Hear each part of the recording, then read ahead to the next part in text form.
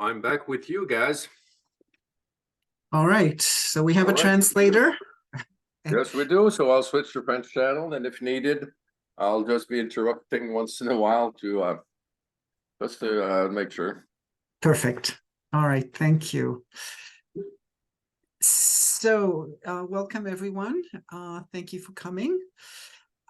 So this class is basically about, it's called palpation, palpation-based acupuncture. So there are some, let me start, I'll share the slides, and we'll do it with the slides, and then we'll see it at some point. You'll need to see some things that I do. So, we'll just keep going back and forth. So let me just share the slide, get the slides going. And here we go. All right. So, sorry. Okay. So, this style, which you can say originated with Kiko Matsumoto. I do something slightly different, but, basically, I think we're doing fairly similar, to a large extent, or at least in the basis of what I do is very similar. There are some things that are very different in this style than they are in, say, using TCM or other styles. Okay. And so most people think about this style as, oh, you palpating abdomen. Everybody knows, oh, you guys palpate the abdomen, and you're very interested in the abdomen. And yes, that's very true. But actually, you can use this style without, I wouldn't say without palpating the abdomen, but the abdomen is not the most important thing in my understanding. But because the abdomen gives you a way to test things. So you see, the fourth thing about this style is testing, okay? And that's very important. But I do want to say that the so-called grandfather teacher, Kiko's teacher, Nagano, was not that crazy about abdomen so much. He did most things out of the pulse, which is still palpation, obviously. But it's different, but he was the kind of person who could touch a point and feel the pulse at the same time and be able to say, oh, this point really affects the pulse. And he could really have that kind of confidence that he can affect the pulse. I cannot do that. Okay. I cannot even diagnose that well from a pulse. Okay. I mean, it's an incredible quality for people to really be able to be sure about their diagnosis from the pulse. And then it takes even extra capacity to be able to confirm that your treatment is really affecting the pulse, because the pulse changes all the time. Okay. So I don't have this capacity. But if I'm poking someone's abdomen and they say, oh, that doesn't feel so good, and then I press on the same place again when I'm pressing on the treatment point, okay, at that point, I can, and the abdomen changed, I can say, oh, wow, my point is actually effective, which is very different than saying, oh, this person has spleen Qi deficiency. Why? Oh, they have diarrhea and they don't have a lot of energy, and I don't know, they're sweating, they're this, they're that. We do our trend questions. And then you're arriving at, okay, spleen Qi deficiency. And then you're saying, okay, best point for spleen Qi deficiency, the book says, right? Stomach 36 and whatever else, they say you're supposed to use, do 20 to raise the Qi, I don't know, whatever. And you use those points, but you don't have a way to really test it normally, as I have seen. Okay. The difference in this style is that you can test. You can come to a diagnosis and you can test it. And the way we test it is by palpation. Okay. So that's why it always looks like we're so fascinating with poking the body. But I am going to argue that really the big difference in the style is not just the palpation, that palpation is the technique. The underlying thinking in this style is different. And this is what I would say about it. Number one, we use a terminology that is Western. Okay. And that sometimes makes people kind of like go, well, wait a second, you're supposed to be an acupuncturist. Why aren't you speaking nice Chinese language? Well, because nice Chinese language was written 2000 years ago and applied to people who understood that language. And maybe some of them didn't, I wouldn't know. I'm not one of them, but it was definitely, let's say, a high court language. It was a highly educated people's language. People who wrote 2000 years ago in China were specific kind of people. It doesn't mean that everybody in China spoke that language. And it applied to their culture. So when they say things about dampness, they understand dampness because they live in, well, in southern China at least, in very, very damp environments. So they use metaphors that made sense to them. I would make the argument that Chinese medicine is a philosophical medicine. We can use any terminology we want. As long as we're looking at the interaction of the world and the individual, and we're looking at the whole individual, to me, that's still Chinese medicine, whether I'm using Chinese terms or not. So in today's world, we like to use things like thyroid deficiency, hypothyroid. Okay, this is what we talk about. We talk about Crohn's disease, an inflammatory condition of the small intestine. I don't have to use Chinese terms necessarily and still be able to use the meridian system, etc., that the Chinese have educated me about. Okay, so I prefer to use terminology that's Western, primarily because it allows me to communicate with people better than if I use these interesting terms. I have patients who come and they say, I have windy liver. Well, as it happens, that's not exactly what we say in Chinese, or at least in English, we don't say windy liver. We say wind in the liver. But the patient heard another practitioner say windy liver. Okay, so they make up a term. So I prefer to use the English, the standard Western terms. Okay, it's more helpful for us. The other, and that's actually even more important, I'm looking at the medical history of the patient very, very strongly. If I were to say the one most important thing that I use, the strongest thing that influences my diagnosis, it will be the medical history, possibly more than my palpation. Possibly. What is it? I'm sorry. Medical history. Yeah, The and medical after that, history. Oh, it's the most important thing that I use to diagnose. It influences my diagnosis more than anything else, possibly even more than just the palpation. Sometimes the medical history trumps the palpation. Not always, but often. It's the biggest thing that I'm interested in. In my experience, talking to my colleagues, most people, most acupuncturists, are not that interested in the medical history. They're interested in the symptoms and the 10 questions and the pulse and the tongue. So when you present a case, when you read cases, you see a lot of that, and you don't see a lot of interest in, okay, what happened to you when you were 5 years old, 10 years old, 20 years old, 30 years old?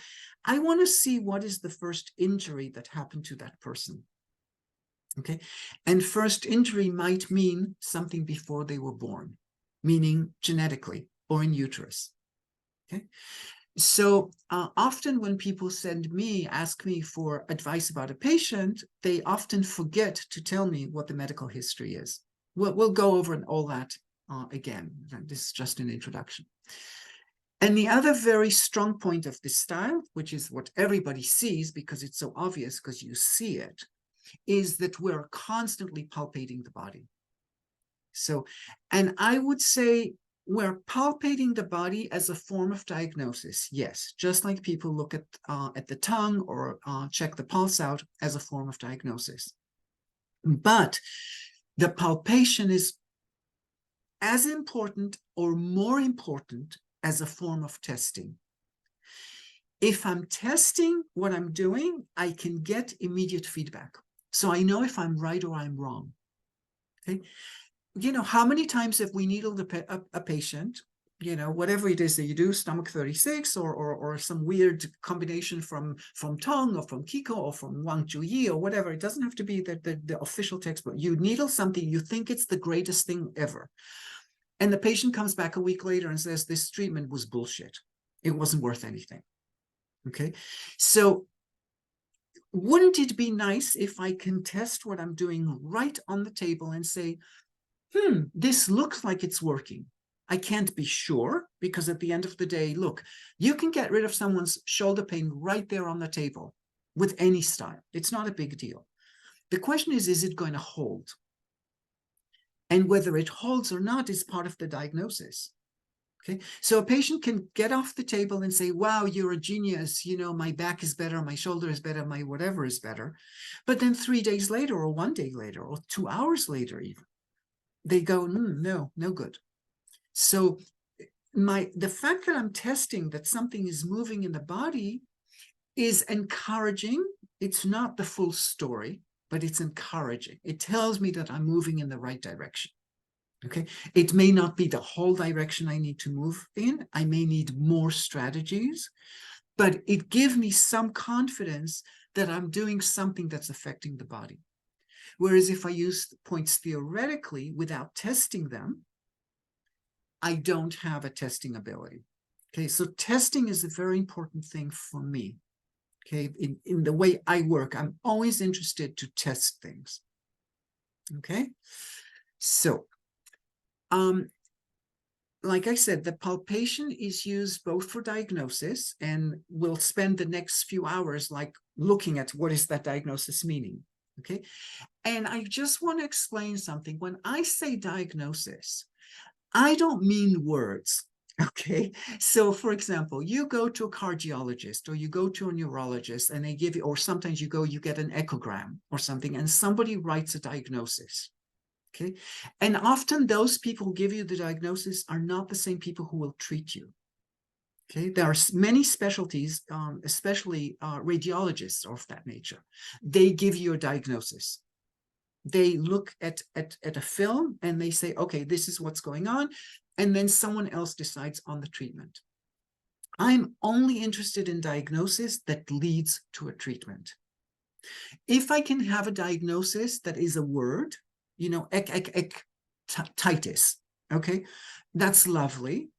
But if I don't know how to treat titis, I don't have a point for it, or I don't have an idea for what can I do with it, the diagnosis is useless from my perspective. Okay, I'm only interested in a diagnosis that I have some that can lead me to a treatment idea. Otherwise, it's a word. Diagnosis. Okay, very nice. So I put the patient in a box. I gave him a lovely word, but I'm only interested in treatment personally. Okay, so just to make that clear. So the palpation I can use to diagnose different areas of the abdomen, different areas of the neck, suggests something to me. Okay, and the second thing that I'm doing with the palpation is it is used to confirm the diagnosis or to disprove the diagnosis.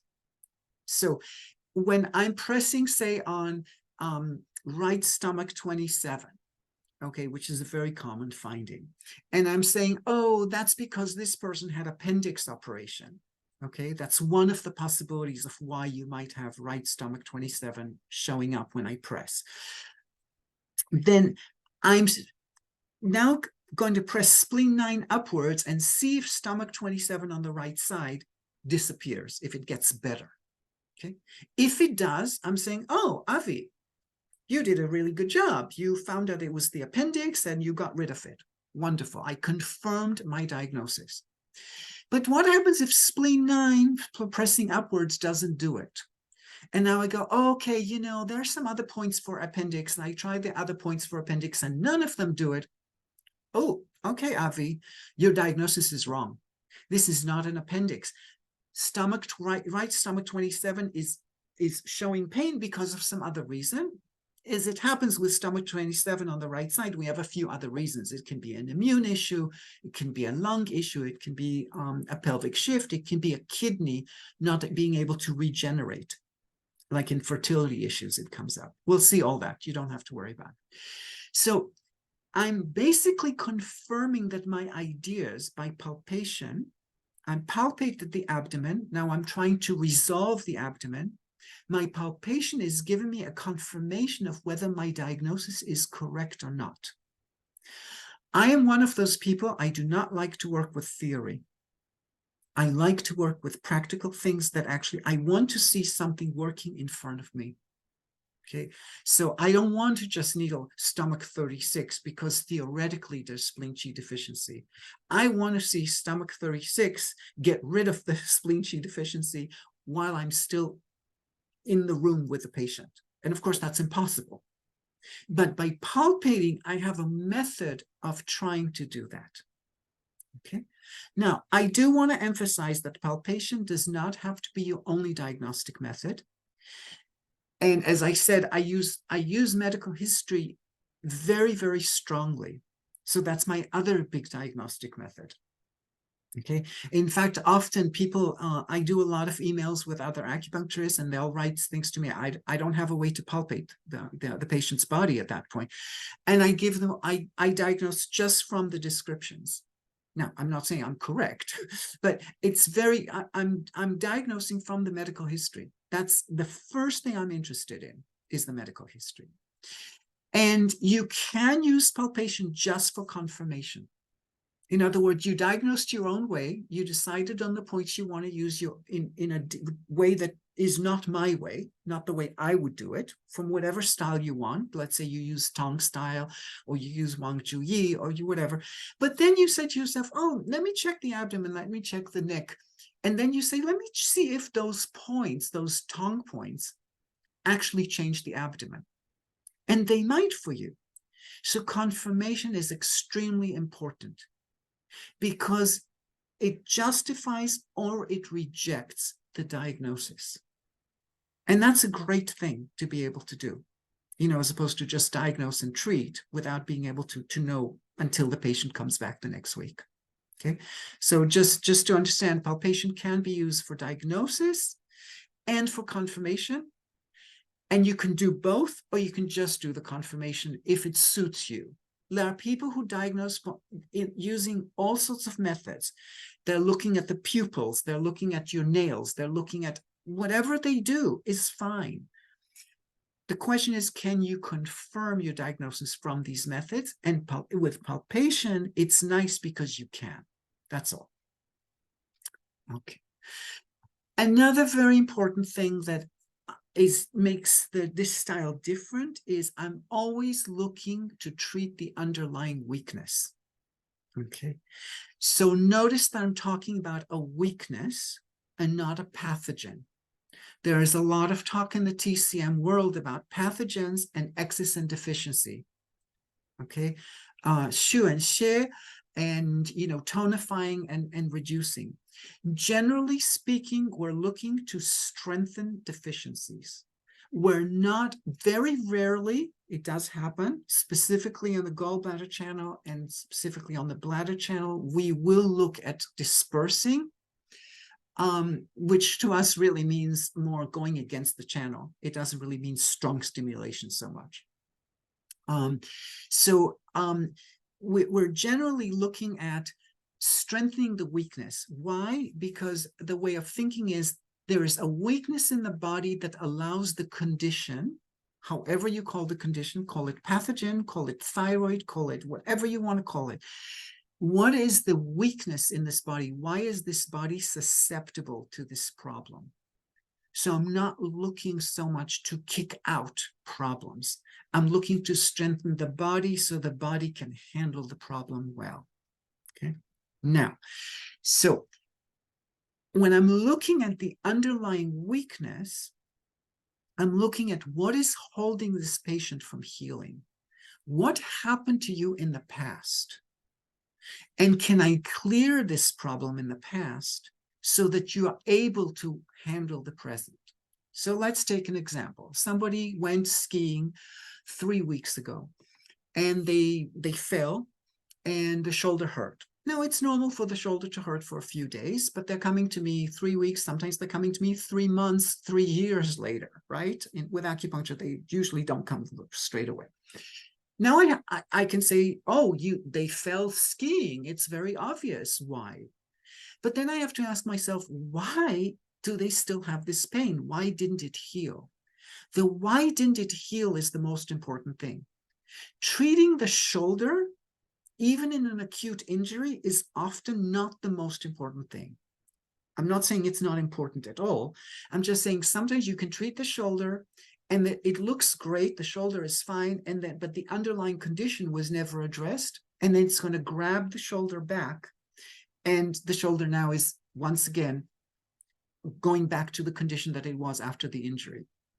Okay? So releasing the person from past patterns is really what I'm interested in. Okay, so now you might say TCM patterns are a pattern. It's a constitutional pattern. You are liver yang rising, liver blood deficiency, you know, I don't remember all the patterns very well. So if I keep saying the same pattern, you know, it's just because I don't, you know, I don't speak that language on a regular basis. So you'll hear spleen Qi deficiency and liver something just because it's convenient for me. But whatever pattern you have in Chinese medicine, in TCM, those are descriptions of a pattern. If you go back to the Wang Di, to how they say classically, you don't see a lot of these patterns to begin with in the Suen. Okay, but what you are seeing is, what are the causes of disease? Oh, people nowadays, they're overeating, they let their emotions fly all over the place. And by the way, there are a few external factors. But the main things is our lifestyle and our emotions. Those are the actual, and just to be clear, I am not going to make this a psychotherapy class at all. I'm not saying everything is emotions, but that's what the classics say. So they're not saying your issue is spleen Qi deficiency. They're probably going to say you have spleen Qi deficiency because, oh, you ate too much cold foods when you were 5 years old, and now the spleen is depleted. Or you overthinking your whole life, you're constantly worrying, now your spleen is deficiency, and now you have this diarrhea kind of thing. So the pattern is just a description of what's happening now. It is not describing the root cause, even though in TCM we tend to say the root cause is their spleen Qi deficiency. Okay, I don't think that's totally true. So I'm always looking to see what is the root cause, if I can find it. Okay, and so I can treat the underlying weakness, the biggest weakness, the first thing that happened to this person. So I'm always looking, there's always these question marks in me. Why does this patient have this? What's predisposing this patient to it? And then I'm looking at, you know, the medical history. You know, maybe it's something that, you know, that's not going to show up in their own medical history, but it's in their mother or father's medical history. Maybe it's some medications that they're taking that are affecting them. Maybe they have, you know, sugar consumption issues. Maybe they have an autoimmune disease, even though they didn't come to me for this autoimmune disease. They only came for the back pain. But they have an autoimmune disease that makes them a specific weakness in the body that's going to predispose them to anything else. So what is the root thing that is holding this person back? Okay. I have a very famous story, famous for me, that this poor patient is always being mentioned because it's so dramatic. He came to me, he was in his early 30s. He came to me because he literally had a note from a medical doctor saying enough arthritis to kill the goat in the knee, which is very weird because doctors usually don't like to write things like that. Okay, what did you say? I didn't get that. Okay, the patient had arthritis in his right knee. He was a soccer player, and he was diagnosed with arthritis. Okay, and he was too young to have arthritis. You know, at age 30, that's not normal, and he was healthy with everything else. But in his medical history, one of the things that he wrote was that when he was 10 or 11, he had a contaminated rabies shot. Okay. And there was a teeny little scar on his abdomen. Hold on, I need time to translate. Of course. Tell me when you're ready. Go ahead, thank you. No problem. So on his, I tried everything. I tried my best points for knee and nothing's happening. Best points for arthritis, nothing's happening. Then I noticed on his abdomen, on left stomach 27 or 26, he has a teeny little scar, and that's from that rabies shot that he got. His knee pain is on the right side. When I pressed on the on that rabies scar, the shot scar, his knee pain goes away totally. So there's no real explanation why did, I mean, I can make up explanations why this rabies shot created this arthritis. I can say it's like an immune reaction to some toxicity. They said this rabies shot, this vaccine was I don't know, expired. Something happened to this vaccine. I don't know the details. It happened 20 years before I met this guy. But something happened with this vaccine. Now he has a scar. And it's not so much the scar, but the scar, that place in the body started something. And when I treated it, somehow the knee pain disappears. So do you see what I mean by I'm looking for the root that's holding the person back? Sometimes it's obvious and sometimes it's not. So our work is to be a detective and find that out and see how we can affect that root, what we think is the root. All right. So the principles as I think about them of using this style is to gather the medical history. Make sure you have the medical history. Very, very important. Then collect all the palpatory findings. Palpate the abdomen and the neck. I generally don't palpate the back until I turn them over. It's just not so convenient. So I palpate the abdomen and I palpate the throat and the neck. Then I start thinking, okay, I make up a story that says, this person has these findings in the abdomen and this medical history, and they're coming for this particular reason, the chief complaint. And I'm saying, this is why I think they have this chief complaint. Yes, they went skiing and they fell, but they also have a history of heart disease in the family, and therefore, and it's their left shoulder, therefore they're more susceptible to left shoulder problems. Okay, so it's a story I'm telling myself, and maybe the abdominal findings are actually, proving this. Like this person may have cardiac symptoms, like left small intestine 11 is painful. That'll be one cardiac finding, palpatory finding. Then what I'm going to do is I'm going to test that theory. Okay, I made up a story that was based on the medical history and based on the palpatory findings. I correlated the medical history and the palpatory findings, made up a story. Oh, he's cardiac. Let me see if I can treat his shoulder with a cardiac treatment. Now I'm testing that. I'm pressing on my cardiac points. Let's say I decided REN4, which is a big cardiac point for me. Okay, but let's say they have rapid pulse. I press on Which REN4. point? REN4, CV4, okay. REN4, Guanyuan. And the person goes, wow, my shoulder is great. Now I'm saying to myself, yes, chances are the cardiac issue from the medical history that showed also on left small intestine 11, that seems to be the right story, because REN4 released the shoulder. Okay. Now, I might press REN4 and I might go, didn't work at all, or it worked a little bit. And now I might say, okay, maybe some other cardiac treatment. So I press on left bladder 60, and let's say there's pain on bladder 60, so I press on bladder 66 and 67. Don't worry about the details, not so important. And now the shoulder is better. So the diagnosis was still correct. The treatment method was not quite correct, so I had to change it. Let's say that did not work. the bladder treatment didn't work. And I go through all my cardiac things. Nothing's working for this left shoulder pain. So I'm saying, okay, Avi, it's the wrong diagnosis.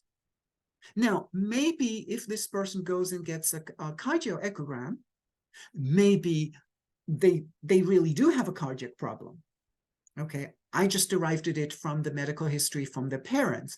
Maybe they really have a physical heart issue, but I cannot treat the heart issue and make the shoulder better. Okay, therefore, my diagnosis was wrong in terms of being able to treat. Now, I'm going to contradict myself in a little bit, because sometimes what will happen is I will still treat the cardiac if I find it, because it's important, just in case. It's like I take insurance. But I will still need to treat the shoulder separately, differently. And the cardiac treatment did not contribute to the shoulder treatment. But very often, say 75% of the time, it will. And that's why it's worth it. Okay? So those are the main things that I do in this, using this style. Looking at the medical history, palpate the body, create a story of, from the medical history and the palpatory findings, and then test that story. Okay. So in the medical history, what I'm interested in is what happened to you medically speaking in a chronological order. And that includes your birth history, or what happened in uterus, as well as any inherited disease. So I have the patient just fill out a form, and they don't circle things, they write. Age 5, this happened. Age 20, this happened. Age 30, this happened. I want to see, and I want them to write it. I do not ask them to tell me. If they tell you the medical history, it will take forever. When people talk about the medical history, it's about themselves. They're so interested in themselves, they can talk forever.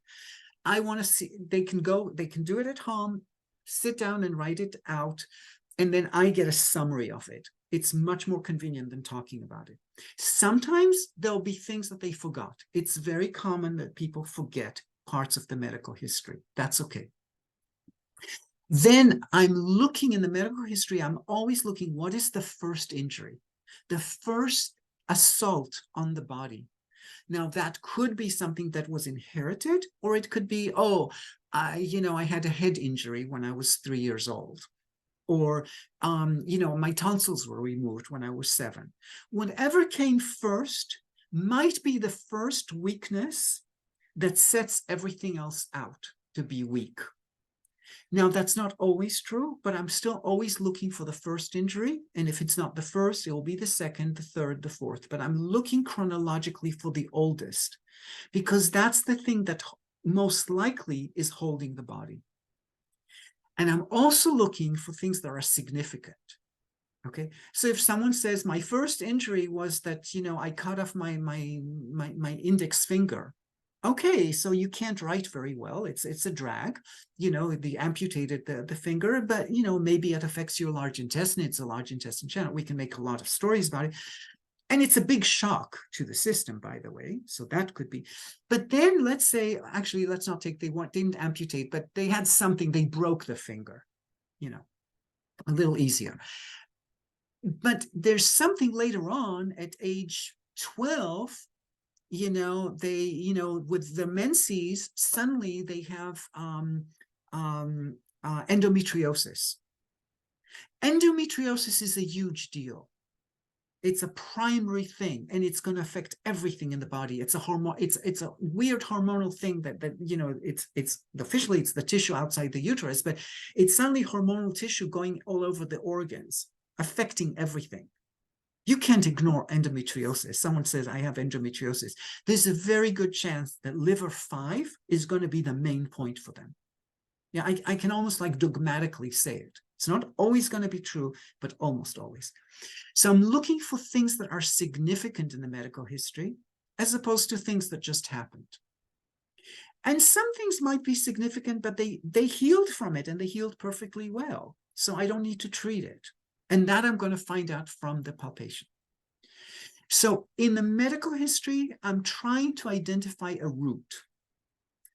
And the root will be an injury or a condition that if I treat that injury or condition, It will address everything else. It will basically make everything else better, which in the language of palpation means it will knock out all the palpatory findings.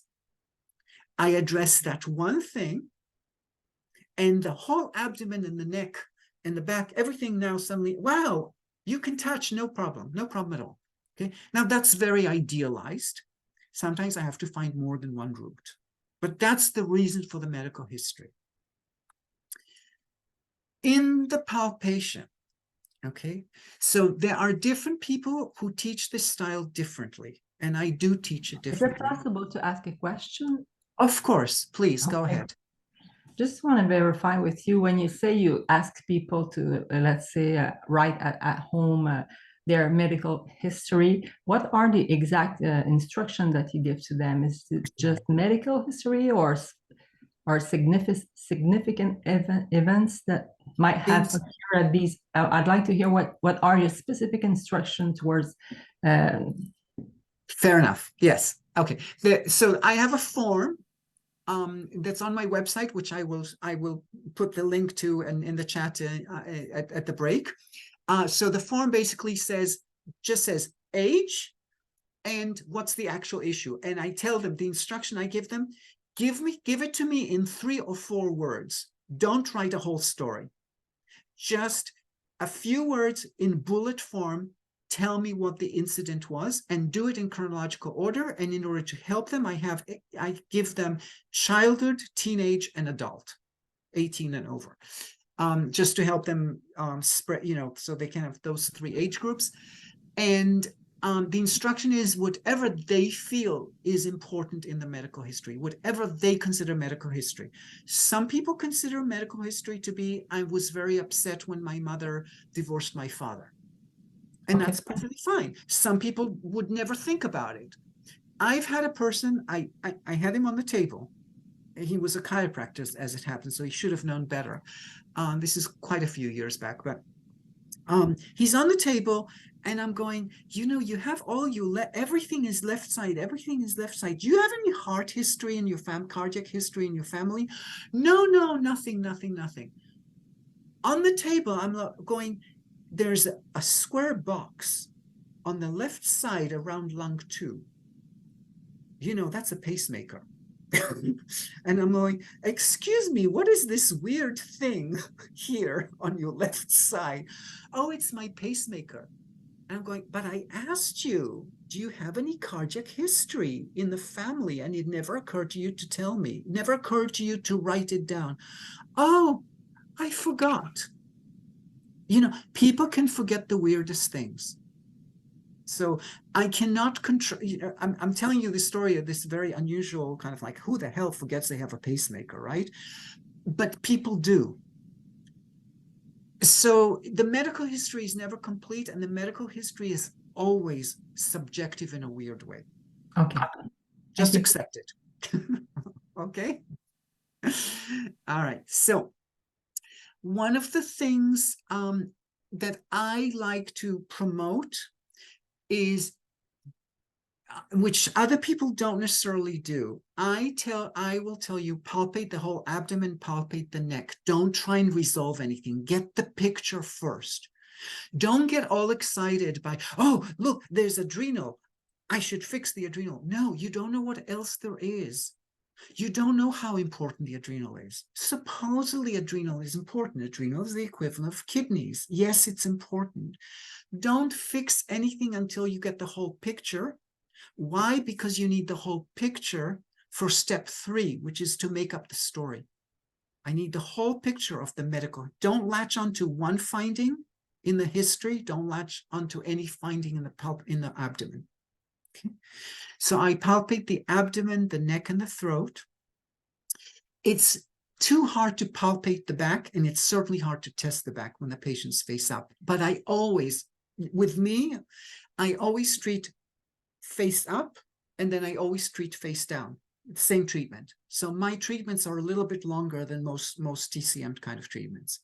20 minutes on face up and 10 or 15 minutes face down. And yes, it means I have to go and take needles out, recheck, on the back and put needles on the back. So yes, the patient is, I have the patient in my clinic for an hour and 10 minutes usually, something like that.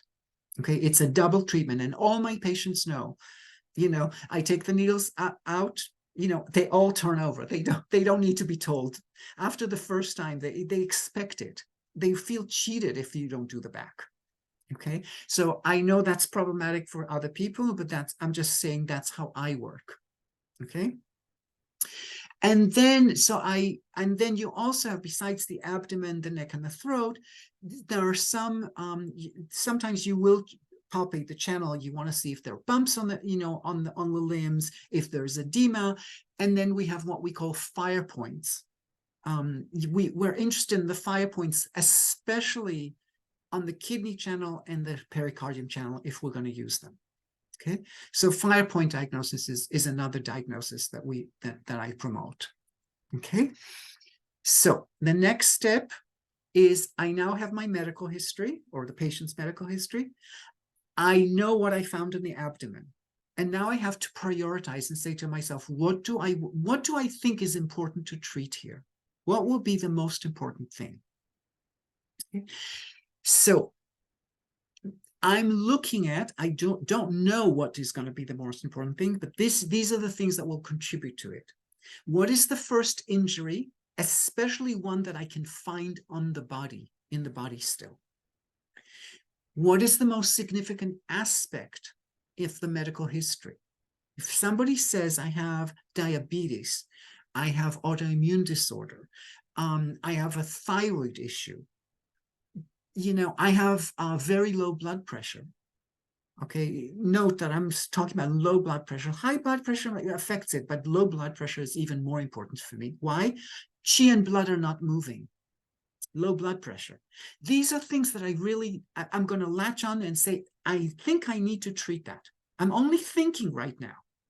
I think I need to treat the first injury. I think I need to treat this important aspect of your medical history. And I'm looking at in the abdomen, what hurt the most when I poked, what was really hurting. You know, because some things they'll say, oh, a little bit, and some things they'll say, ouch. Okay, the ouch ones might suggest that it's really important. The fascia there is more stuck. So now I'm correlating everything that I've found, and I'm creating what you might call a strategy. I'm calling it a story that supposedly explains why it is that this patient has this condition, meaning I am explaining the weakness. Now, this strategy could be right or it could be wrong. And this is why I have to test it. Okay. And what I'm going to do is I'm going to keep making up strategies, making up stories. If the first stories resolve everything, I'm going, wow, great. One story, everything done. But if that story either doesn't solve it or only solves it partially, I have to make up a new story, another strategy, a secondary strategy, and try it. And what I'll do is I'll keep the strategies that work, and I'm going to let go of strategies that didn't. I have to be willing to be vulnerable in front of the patient and try, oh, I think it's this. Oh, no, it's totally not that. Okay, I think it's this. Oh, yeah, it's partially this, but I'm still missing a piece. I have to be willing to keep trying to test things out, which is the next stage. Okay, so this is why I test. I want to see if a strategy I came up with, and when I'm coming up with a strategy, I'm coming up not just with one, I'm coming up with 4 or 5 sometimes. Sometimes it's just one, but I'm not satisfied with just one necessarily. The body may reflect many different pathologies. The medical history may have many different things. So I'm just keeping them all in mind. I prioritize which ones I think are worth checking first. And now I'm checking. Does this strategy number 1, does it clear the abdomen and address the symptom? And if it does, how much? Literally by percentage. Does it do it 100%? Does it do it 50%? Does it do it 75%? Does it do it 10%? Trust me, if it does 10%, it's not worth anything. Okay, it's just not worth it. Okay, you want 50% and more. Okay, so when the person's and I'll go through that in a second. I'm sorry, I forgot to do that when we talked about palpation. So we'll do that in a moment again. I'm going to look for the one strategy, ideally, that clears the whole body, the whole abdomen, the neck, and the back. But it's not always possible. Okay. But I'm looking for a strategy that does at least 50%. And then what I'm looking for is that maybe in combination, 2 or 3 strategies will clear the whole abdomen. And maybe I can do one or 2 tricks for the symptoms. So I am not counting needles ever. Okay, I'm very happy to use quite a few needles. I use very thin needles, not big stimulation. It's not like the Chinese, some people say only 8 needles, 10 needles, otherwise you're depleting the qi. My needles are very thin, very little stimulation. I'm more interested in how many strategies am I using. Why? Because I'm giving a message to the body, and some people, if you give them too many messages, they're going to get confused. 2 or 3 is usually totally acceptable for most people. 4 or 5, on many people, it's too much. They're just not receiving anything, and then they're losing. Say your last. I'm sorry. Yes. About the number of needles. Yes, 2 or 3 strategies, 3 different kinds of ideas. Like it's an immune problem, it's an adrenal problem, it's a thyroid problem. Okay, that's 3 strategies. You know, that I can do 3 messages. I can tap into 3 things. I can treat 3 different conditions at the same time, and then add 2 or 3 more needles for the shoulder pain, let's say. But if I do 5 strategies, I go, oh, and by the way, I want to treat the heart condition. And by the way, I want to treat their liver. And by the way, I want too much. So if I can't come up with 2 or 3 strategies that resolve the abdomen, I'm on the wrong path. I didn't find the route. Because 5 strategies for many people is going to be too much. So by the time so let's say strategy number 1 gave me 50%, strategy number 2 gave me another 10%, so I'm at 60. Number 3 gave me 70%. When I go to number 4, suddenly it stays at 70. Nothing happens. Now I go to strategy number 5, and now it drops to 40%. It can happen. So don't do too many strategies in the same treatment. Okay, it's very important. Okay, so now, how do I know if a strategy works? I don't test one strategy on top of another. Okay, I'm testing by pressing on a point. So I have a strategy that's called adrenal.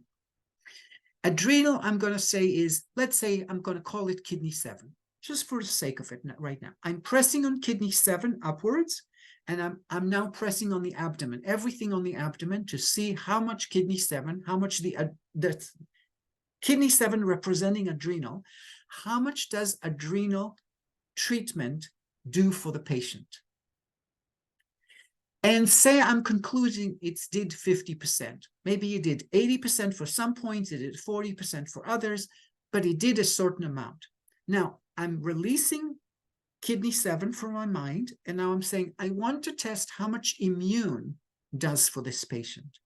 I'm pressing on the immune point, which is below large intestine 11, and I'm checking the whole abdomen again, the whole abdomen, because I want to know if the immune point, how much it treats. So I'm not just looking for a point that treats what it's supposed to. The immune point is supposed to treat the lymph nodes around Sanjiao 16 in the neck. I want to see if immunity is a major issue for this patient, and by how much. So I take each strategy and I test it against everything. Now, that's a little theoretical because, like everybody else, I get impatient. Okay, so sometimes I won't test it against absolutely everything. But in an idealized world, I take each strategy that I thought of and I evaluate it.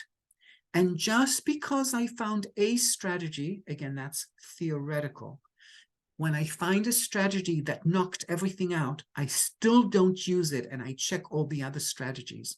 Why? Just in case. You never know.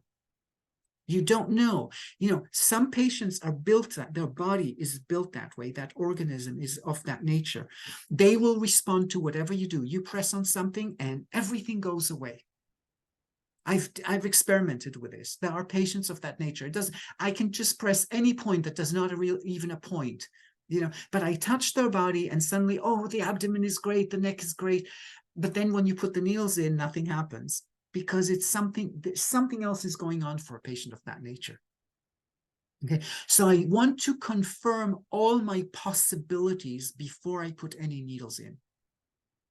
Okay, and I'm always going to let go of strategies that are not so efficient.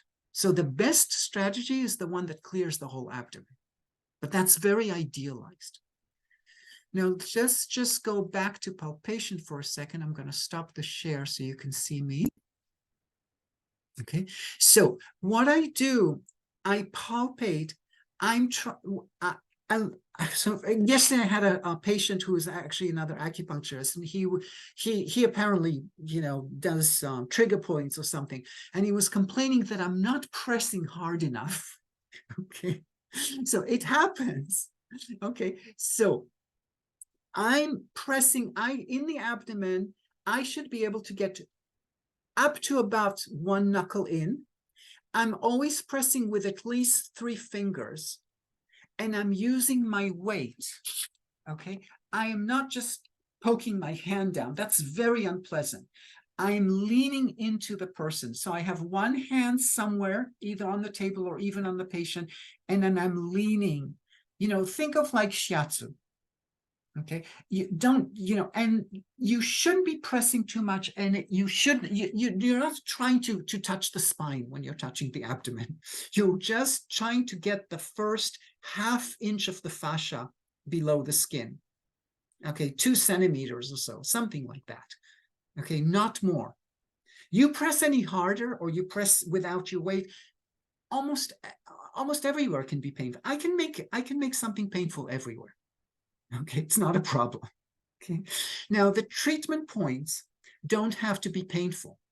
Patients are very often, oh, that's the point, it hurts. So yes, but does it release the abdomen? I'm not interested in a treatment point, an asha point for treatment. That might be a sign of something, but it might not. And in fact, if my treatment point is painful, I will not needle it. I do not needle into pain. You never know what's going to happen. If you needle into pain, you can cause inflammatory process, blah, blah, blah, blah, blah. It doesn't happen all the time, but it happens once, 1 out of 100. I'm not taking that risk. It's not worth it. Because for that patient, they're not 1 out of 100. They're 1 out of 1. You know, it's like, it's just not, it's too risky.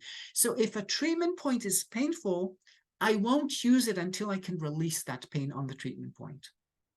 Okay, that's very important for me. Okay, so I'm looking for a point, I'm pressing it, and I'm not pressing huge amount, just a certain amount. They don't have to feel they don't have to feel anything on the treatment point. I don't care. And then I'm rechecking the abdomen. So I have one hand, my left hand is pressing on the point, my right hand is rechecking on the abdomen. And unfortunately, I can only check 1 point at a time unless 2 points are very close to each other. And I can press 2 points with one hand, but one hand is always checking abdomen and neck. So I can only check points with one hand. Okay, I can't check 10 different points simultaneously. Can only check 1, maybe 2 points together. Okay. So that's what I mean by testing. I'm pressing on the treatment point, and sometimes what will happen is I have to change the location of the treatment point ever so slightly, or the angle. So just because I pressed on the point, that's not the end of the story. I still have to figure out if I got the absolute right point. Okay, so that's about palpation. That you know, don't just poke, you know, poke gently, and you'll get a sense of how much to poke, but you know, it should be relatively comfortable. There are places in the abdomen where the fascia is just going to naturally reflect certain conditions, And you also have to accept that sometimes what you think the next hour or so, we're going to go through all the different conditions, how they reflect on the abdomen. That's really the big thing that you want to learn right now, right? So, because up to now I'm talking, but you want the actual, the meat of it. And that's what we're going to come to. But just be aware of a certain gentleness and a diffused kind of pressure. So not one finger, but 3 fingers, even though for me, I never use the thumb. That's very unpleasant. I tend to use the middle finger, but I'm putting my index finger and ring finger with it, and maybe even my little finger. And the base of my palm is actually touching their abdomen still, okay, when I'm pressing.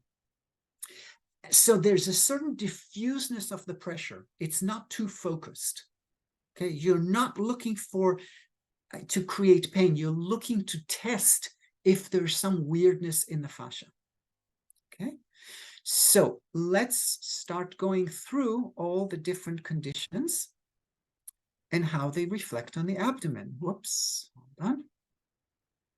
Okay, so this is not a finding generally. This is just how I start. Okay, because most people left spleen line below the navel, most people, unless they have colitis, something in the colon, they're not going to have a problem there. So you can test that area and tell them, okay, here is how my fingers feel. And then they can give you feedback. Oh, that's horrible. Can you cut your nails? Can you, whatever, or your fingers are too cold or whatever. So you're pressing on, spleen 13, 14 area. Okay. And you're making sure that they know what your fingers feel like, and you can adjust if you need to. Some people are super sensitive, for example. Okay.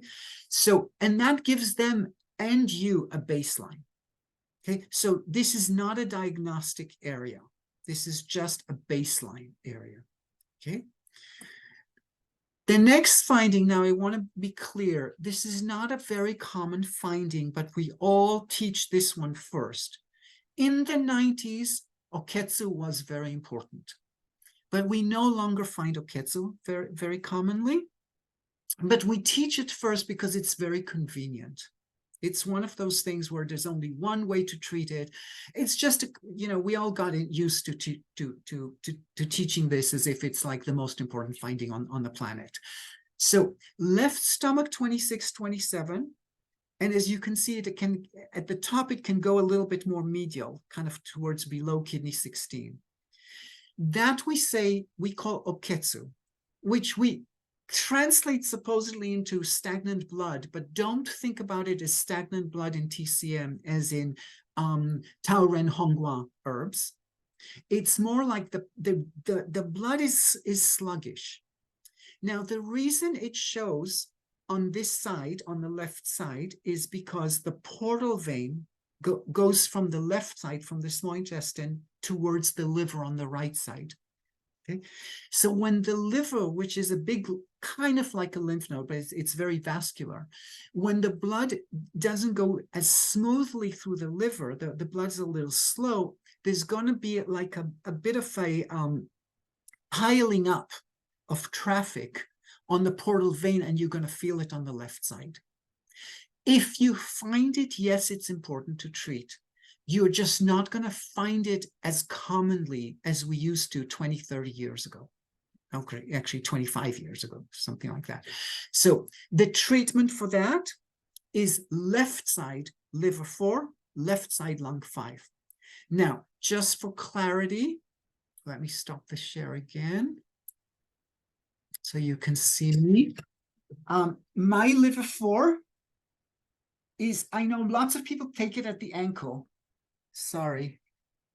But mine is a finger below and needle upwards. Okay, so one thumb below the ankle. And it's very important that you use that location, because the other one isn't going to do anything. When you do that location, you will find usually something a little bit puffy there. And by the way, this is not my location. This is the location from Ling Shu chapter 2. Okay, I did not make up that's it's a point where it's the only point in, it talks about lots and lots of points. It's the only point that, number one, it talks about its location. Number two, it talks about its function. And I know liver 4 is not a very popular point in TCM. It's actually a very, very useful point. It releases the psoas. It does huge amounts of things. Can you show it again, because you went fast? I went fast. Yes, Okay. yes. So very slow. So yeah, low. Thank you. so you take your thumb, slide it up to the ankle bone. When it stops at the ankle bone, go at the edge of that, and you see, most people will take it here. I take it here, and I needle it upwards. So Good, thank you. hold on, just for the sake of it, so you can see the difference.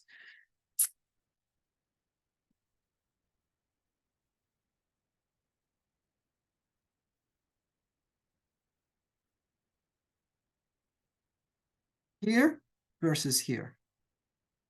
Okay? All right. So continuing, let me bring the share up. Okay, so this is the first one that we teach, but like I said, don't assume that it's so important. Okay. The next thing, and I'm going simply in the order of palpation, not the order of importance. This one is very important and very common these days. Okay, is right side stomach 26, 27. Okay, and lots and lots and lots of people have it, especially women. Okay, this can show can be an immune problem, because around the appendix there is lots of lymph nodes around the appendix. It's actually a reflection zone of the lung, but not everybody with lung problems will show here. Okay, it can be a digestive reflex, because it's the ileocecal valve. It can, some people with pelvic shift will show here, so it's not an organ issue here always. It can actually be an orthopedic thing, and it can also be a kidney issue. Meaning kidney, it's one of those things where the kidney cannot jumpstart. The kidney is like the battery. It's like the salt in the battery sort of thing. And sometimes the kidney doesn't have enough strength to push you over from winter to spring sort of thing. So that it can reflect in this area. Okay, so this is one finding where you actually have like quite a few different diagnoses that are derived from it, which means different points that you might use. Okay, now, by the way, you can have multiple of these. So maybe you have a kidney issue and an immune issue and a lung issue and a digest. You could have all of them. So you may, it's not that it has to be one or the other, but just know that when you find right stomach 26, 27, you don't have just one, you have multiple possible diagnoses. The next finding that I look for in the order is just below kidney 16. And that we call adrenal. We call that 4 o'clock, 8 o'clock. Why? Because if REN 9 is 12. Can we call it kidney 15.5, as I've heard? If you like, you may call it 15.5 if you like, but I'm going to tell you that actually I'm going to call it 16.5, and I'll tell you why. So, okay, let me go through this first. So this shows what we call adrenal shock. Okay, so if you, as you're sitting in your chair, imagine your worst nightmare. Okay, and I'm going to try and take something relatively simple. You're seeing a car accident about to happen. You're in the car, and you're seeing it about to happen. A car is driving towards you and about to hit the car. What happens in your body? You sort of contract into your navel, kind of thing. Okay, that's one way to explain this. The other thing is, and this relates to the kidney 16, the kidney channel, because remember, fear affects the kidney. The kidney channel does not go from kidney 11 to 12, 13, 14, 15, 16, 17, 17, 18. No, sorry.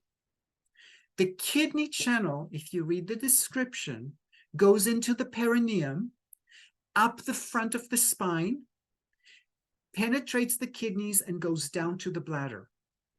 Penetrates the kidneys means level of the navel. That's kidney 16. Okay, Wang Shu. It's a shoe point. It has the character shu in it. Then from the kidneys, it goes up towards the chest. So it's not the same channel. Kidney 11 through 16 is a channel that moves downwards, not upwards. Kidney 16 up to 27 is a separate channel, and that moves upwards. And that's why in shock, that place, kidney 16, where there's one channel goes down, one channel goes up. In shock, suddenly you get that vibration. So you can call 15.5, but you're reinforcing the idea that the kidney channel goes up from 11 to 16, which in my opinion is wrong. Okay, but you can call either way. 4 o'clock or 8 o'clock or just below kidney 16 or whatever you want to call it. And this is a fairly exact location. Usually most things with me are, it's an area. This is fairly exact. Okay.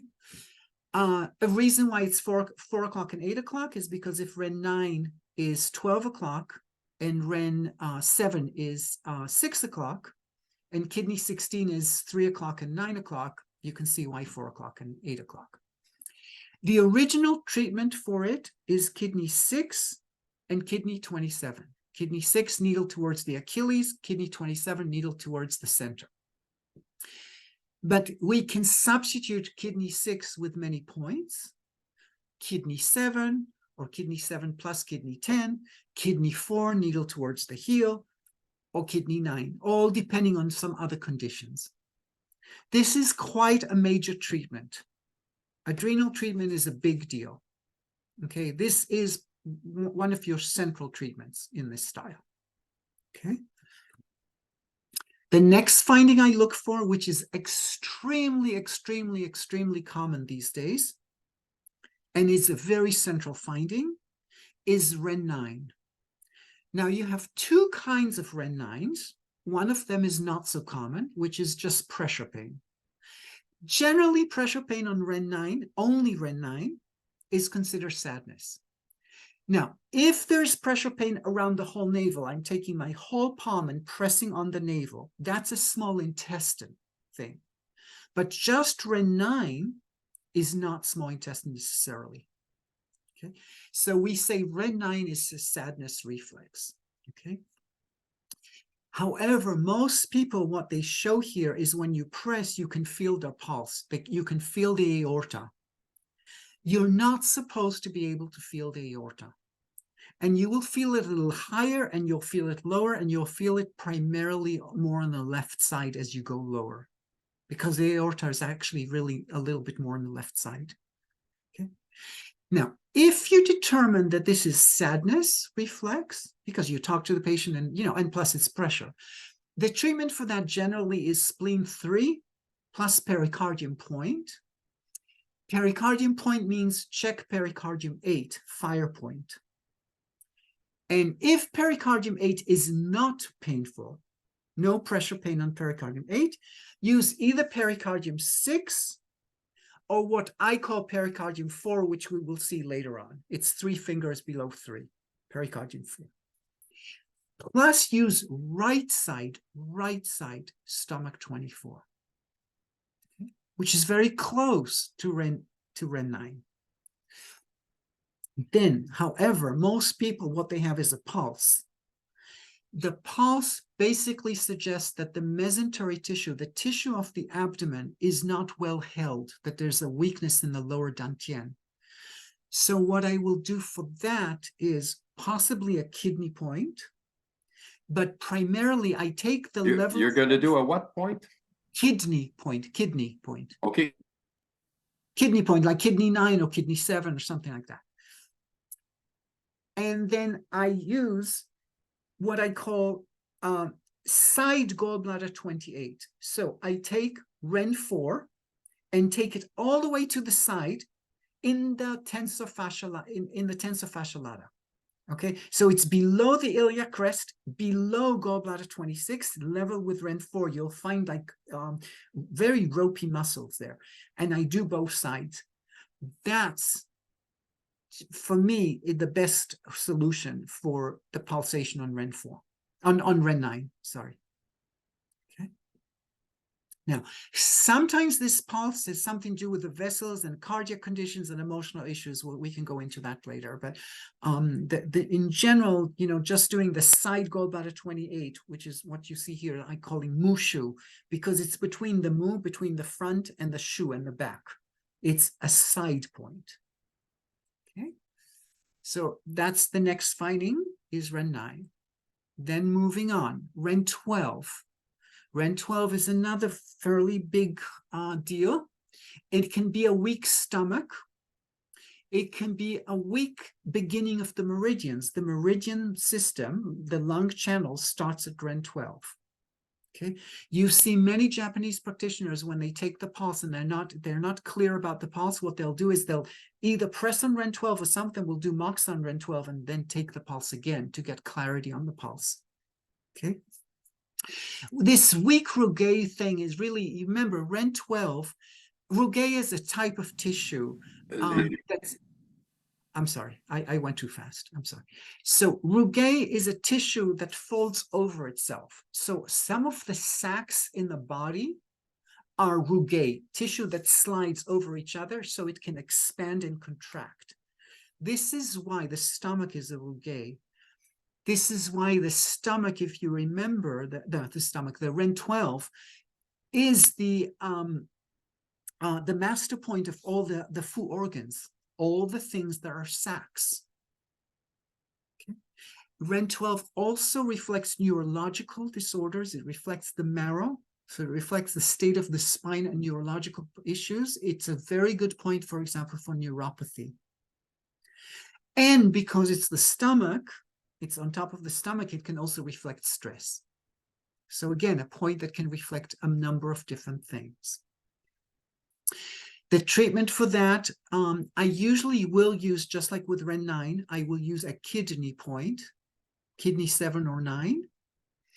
The immune points, which are just below large intestine 11, we'll go over them. And very important is to release the neck, to release the autonomic nervous system.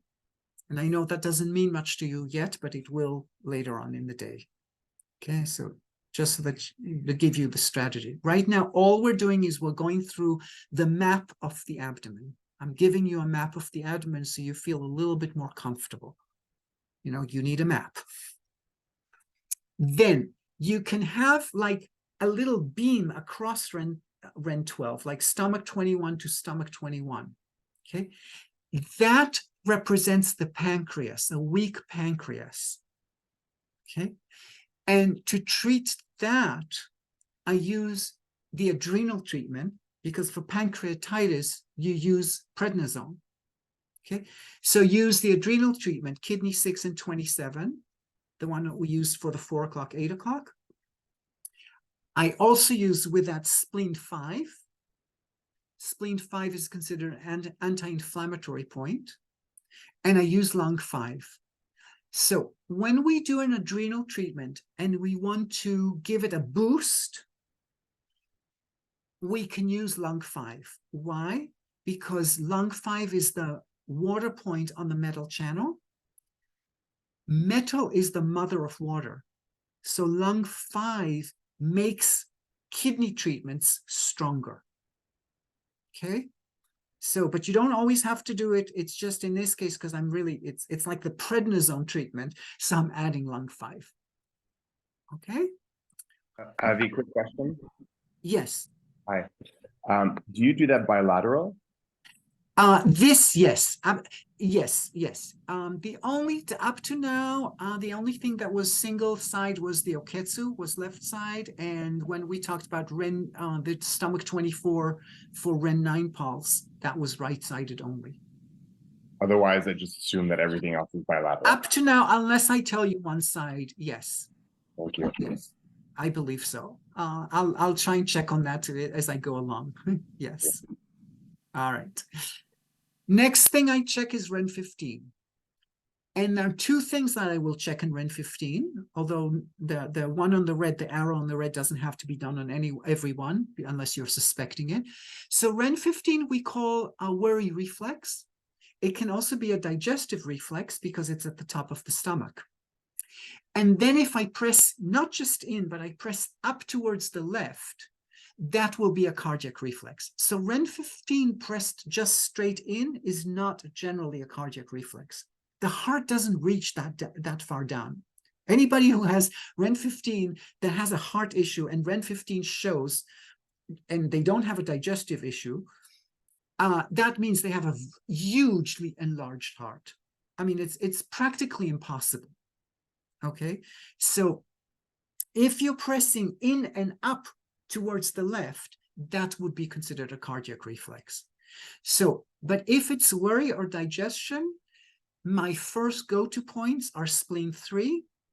And notice again, I'm talking about pericardium, because with pericardium channel, I'm always checking pericardium 8. If pericardium 8 is painful, I have to do the metal water points, pericardium 3 and 5. If pericardium 8 is not painful, I can do pericardium 6 or 4. I prefer 4, and I'll talk about that later. I promise. Next finding is can be a big finding. It's meaningful. You don't see huge numbers of people like that. Is liver 14 and or actually more commonly you will find underneath the ribs. Okay, so liver 14 is on the ribs, but I'm looking for under the ribs, like kind of like touching the diaphragm. And here is a place where I want to know when the patient says there's something, I want to know, does it feel sharp pain or dull pain? Because that is diagnostically important here. It's not just that they feel something, it's what kind do they feel. Sharp pain means excess, dull pains means deficiency. Some people can't tell the difference, and that's fine. We'll go through that later. If it's sharp pain, that's liver excess, the dogma is right side. These all 4 points are on the right side. Kidney 7, spleen 7, heart 3, and pericardium 4. And pericardium 4 is 3 fingers below pericardium 3, not the textbook location. If it's dull pain, I use liver 1. And if it's fatty liver, I use, and by that liver 1's also right side only.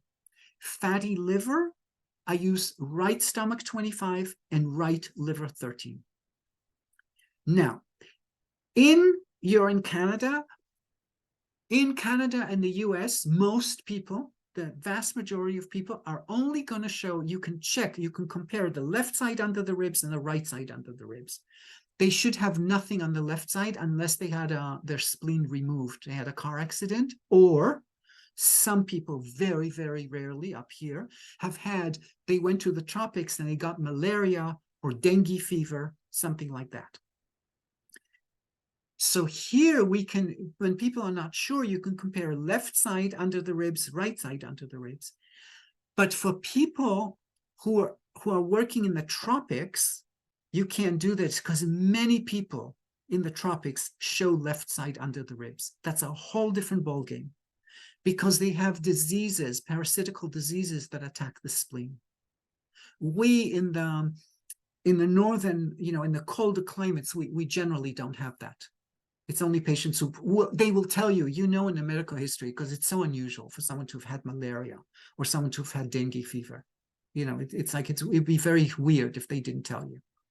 Okay, so next finding is REN 17. And REN 17 we call anxiety reflex or insomnia reflex. This is also a cardiac reflex. Here, I don't have to press it towards the heart. It's a cardiac reflex. Now, it can also be the esophagus, like when people have heartburn, just like REN 15. However, when I just press REN 17, normally, That's not esophagus. If I wanted for the esophagus to reflect here, because then I'm really trying to get to the tissue that's underneath the bone.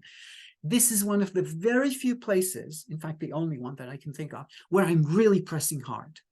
And I only do it for someone who comes because they come for heartburn, for reflux. Okay, and I want to test my treatment points. So I'm not using it diagnostically. The diagnosis was already there. They come and they say, yes, I have reflux. I don't need to test REN17 to confirm that. I'm using REN17 with more pressure in order to be sure that I'm using the right points. So the esophageal part, the harder pressure, is not a diagnostic. It's a test only reflex. And the treatment for that, not for the esophageal reflex, it will be spleen 3 and pericardium. But before that, I try and clear the neck first. So that's the immune point, which we will get to, and Sanjiao 8, which we will get to. My Sanjiao 8 is 1/3 below the elbow. It's not the regular location. And then you can even needle the neck itself, like the occiput gallbladder 20 and Sanjiao 16, you can even do that to release REN17. And only after I release the neck, I use spleen and pericardium. Why?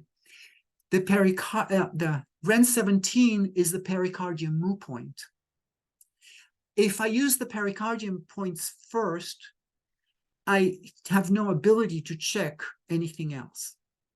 So I want to clear as much as I can of REN17 by using points that are less directly connected with REN17, like by clearing the neck, and only at the end use pericardium points.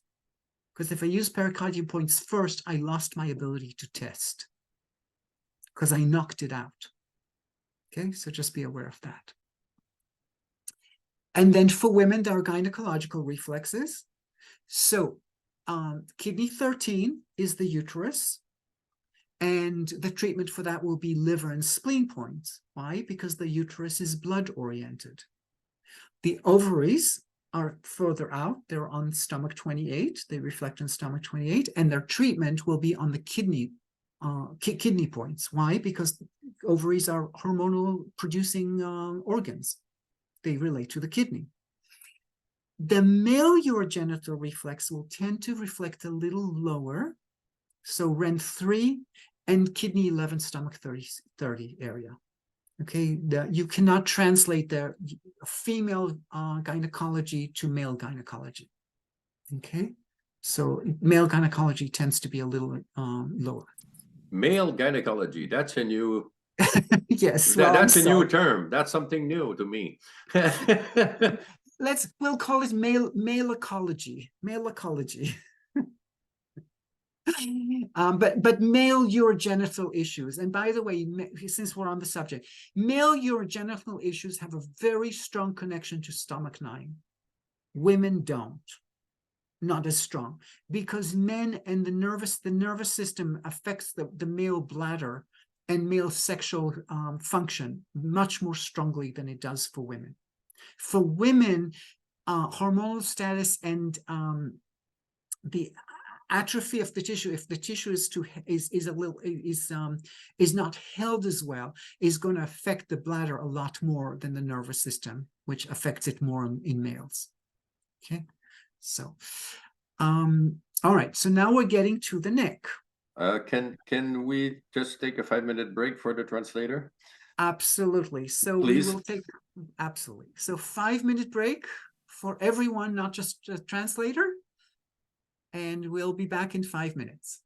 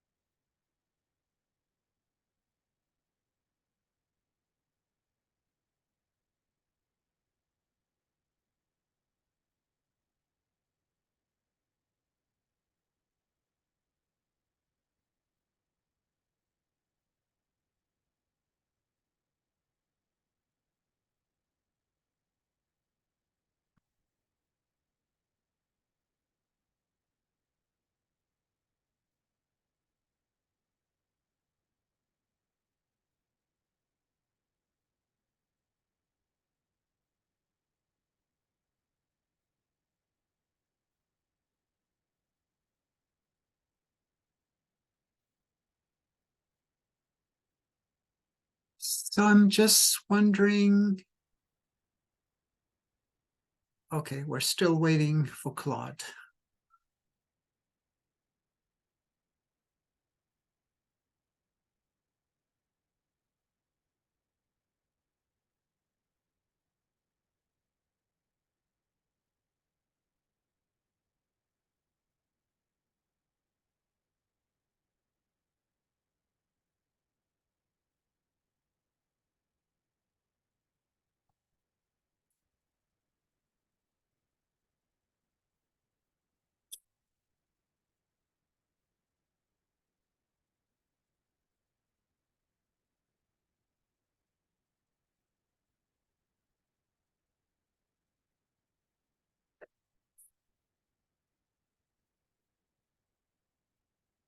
Claude, are you back?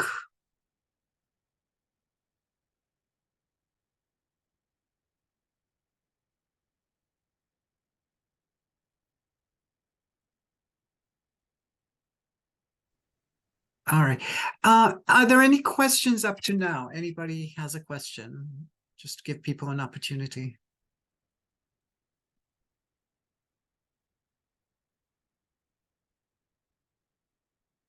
Okay, then we shall continue. Okay, so we basically did the abdomen and now we're looking at the neck. And I'm looking at the neck. I'm looking at first of all at the SCM. Okay. And then I'm looking at behind the SCM, Sanjiao 16 area. That will be the immune point. Now, the SCM itself is extremely important because it controls the vagus nerve. The vagus nerve goes through it. We'll see that in a second, later on again. And then I'm checking between the two heads of the SCM, so behind the SCM, but low, just above the clavicle bone, for the scalings. Okay, so I'm checking the SCM, and I'm checking it from the very top, the middle, and the bottom. Some people, if they have very long necks, you can touch them 4 different places, but usually it's 3. And then behind the SCM for the immune, and then between the two heads, just above the clavicle bone for the scalenes.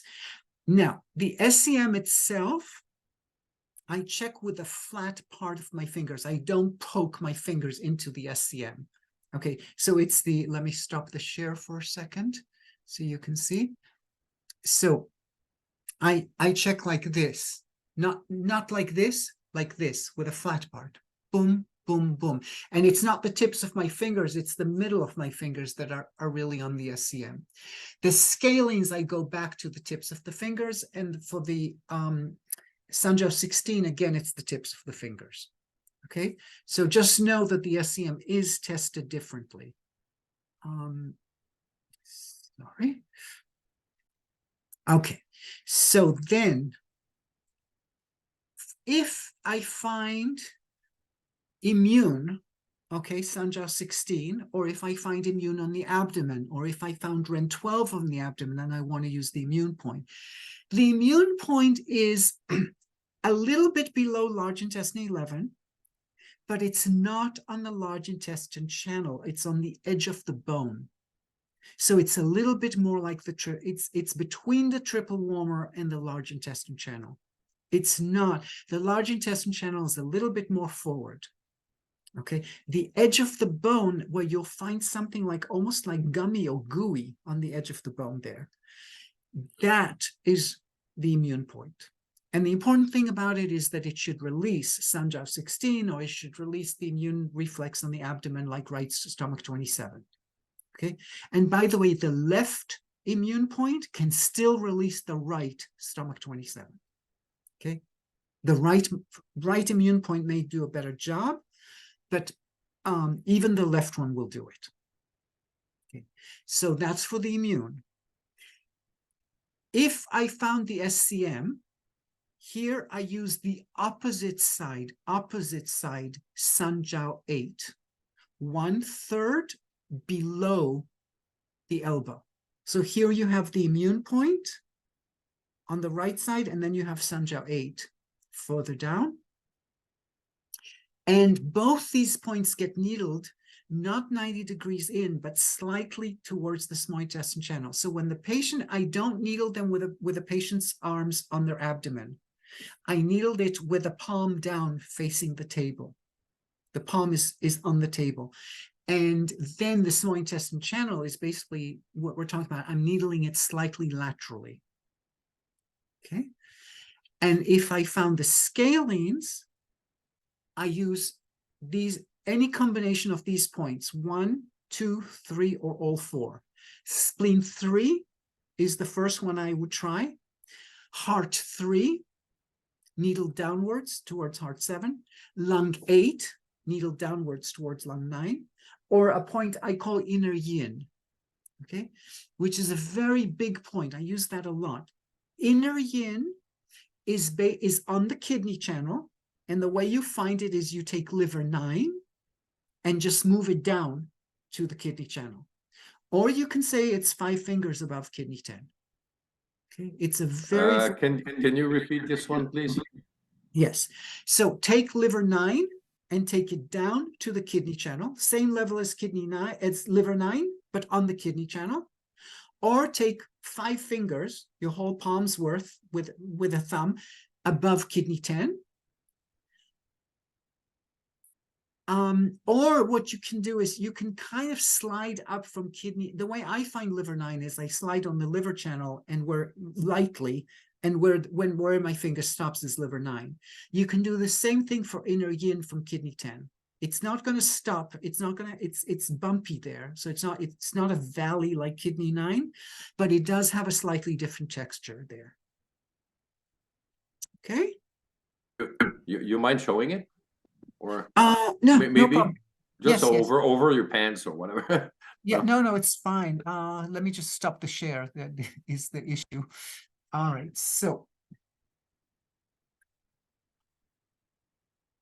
I'm not the best patient with these pants. I should have worn better pants, but okay. So liver 9 is basically here. Oops, I don't know if you okay. So liver 9 is here. I just slide. I slide and I stop, and I take it to the kidney channel. Yeah.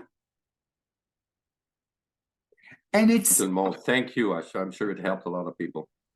sure. And it's a really, really important point. And I know this picture that I have is not very good, unfortunately. So sorry, here's the picture. So believe it or not, this is the knee. I know it looks like this could be anything, any part of any body, but this is a thigh. This is the right thigh that you're looking at here. Okay. So but anyway, all right, so that's the front of the neck. Now I'm palpating the back of the neck, but I'm doing it with a patient lying face up, which means that the pillow cannot go all the way to the shoulder unless you have a very soft pillow. Okay, because I need to get my hand underneath under the neck and under the occiput. So I'm interested now. So I like to be on the left side of the patient. That's my power position, so to speak. Okay, it's my comfort zone. Okay. But you might like another side. It doesn't really matter. So when I'm on the left side, I can do the left side very easily. And then for the right side, I just slide my hand so my pericardium 8 is touching their dew. Okay. And then my fingertips are now poking on the right side. Okay. So the cervicals, the green part, I basically check by pressing the paraspinals. I'm not checking the dew itself. I'm usually checking the wattos. Okay. I'm pressing on the paraspinals slightly towards the center and slightly towards the nose. Okay. And that's obviously a large area because it goes from C2 all the way to C7. Okay. The immune point I've already checked before, but I'm just showing you that area. And then I'm basically checking under the occiput. So the area under the occiput, okay, and we can go to the next slide, can reflect the autonomic nervous system. Okay. And what you would use is a point under the third toe on the opposite side. We will see that point again quite soon. Okay. If it's more, so the autonomic nervous system is pretty much the whole suboccipital region, and it's often a little bit puffy there. Hormonal issues don't reflect so close to do 16. Hormonal issues reflect sort of gallbladder 20 and outwards area. Okay. And for that, I would use UB66. Okay. Now, also, some people, as an extension of Oketsu, people who have Oketsu might have right-sided where the hormonal area is, but only right side. Certain people, it's a liver issue, will show only right side under the occiput. Okay, and for that, I will treat the Oketsu, liver 4 and lung 5, and then I will actually needle that Oketsu area in the abdomen, the left stomach 26, 27, to clear the head, to clear the occiput. Okay, then if nothing else works for the occiput, or you couldn't diagnose it in this manner, not every occipital pain is going to fall into these categories. Some things that you can use are bladder 2 or gallbladder 14. Okay, because the bladder, the area of the forehead and the occiput are really extensions of the same muscle. There's a muscle that goes all the way from the occiput all the way to the eyebrows. So, except that it's basically a tendon over the skull. Okay. Then, when you're looking at the cervicals, if you're not distinguishing like they're all hurting, like it's a muscular thing, okay, like they had some sort of injury or, like car accident, whiplash, then Sanjiao 8, the one that's 1/3 below the elbow. However, this is the same side as the cervical. So notice the weird thing here. Sanjiao 8 works best for opposite SCM, but works best for same side cervicals. Now, I'll tell you a secret. Sanjiao 8 works also for the same side SCM. So right Sanjiao 8 works for both left and right SCM, but it works better for the opposite SCM. It works for both, but better for the opposite. Okay. If Sanjiao 8 does not work, often it's with a rapid pulse type person. Sanjiao 8 will do it. Okay. Or should. Now, then, if the problem is on C3 specifically, if it's right-sided, use liver 1. If it's left-sided, use spleen 1. Okay. This is generally because the please repeat your last. Yes. So if you're finding C3, specifically for C3, use liver 1 for the right side C3, and use spleen 1 for the left side C3. And this is because C3, it actually should be C4, but we're calling it C3 nonetheless, is the phrenic nerve, and you're really trying to release the diaphragm. If you release the diaphragm, you will release the pressure that comes from that the phrenic nerve feels from the diaphragm, and the C3 pressure pain will dissipate. If you're feeling C4, the patient feels C4 the most, best point is stomach 9 in front of the SCM. Take a very half-inch needle. You don't need a big needle. And actually, I use the sarin green, the dark green, so it's a 0.12. Okay, and just slightly in and slightly down. Nothing's. I know many people are afraid of stomach 9. So very, very thin needle. I use those needles, those sarin 12s, the dark greens, half-inch. I use them on any sensitive point, like spleen 3, like UB2, like stomach 9, those kinds of points under the third toe. So when I have sensitive points, I use really, really tiny needles, and definitely sarin. Everything else I use dongbangs, 18 by 30. But for something like stomach 9, I like I want to really, as high quality a needle as I can get. If it's below C4, C5, usually I have to go to large intestine 18. Okay, I have to go further back. And then if it's CC or C7, and it's one-sided, I use heart 3. Okay.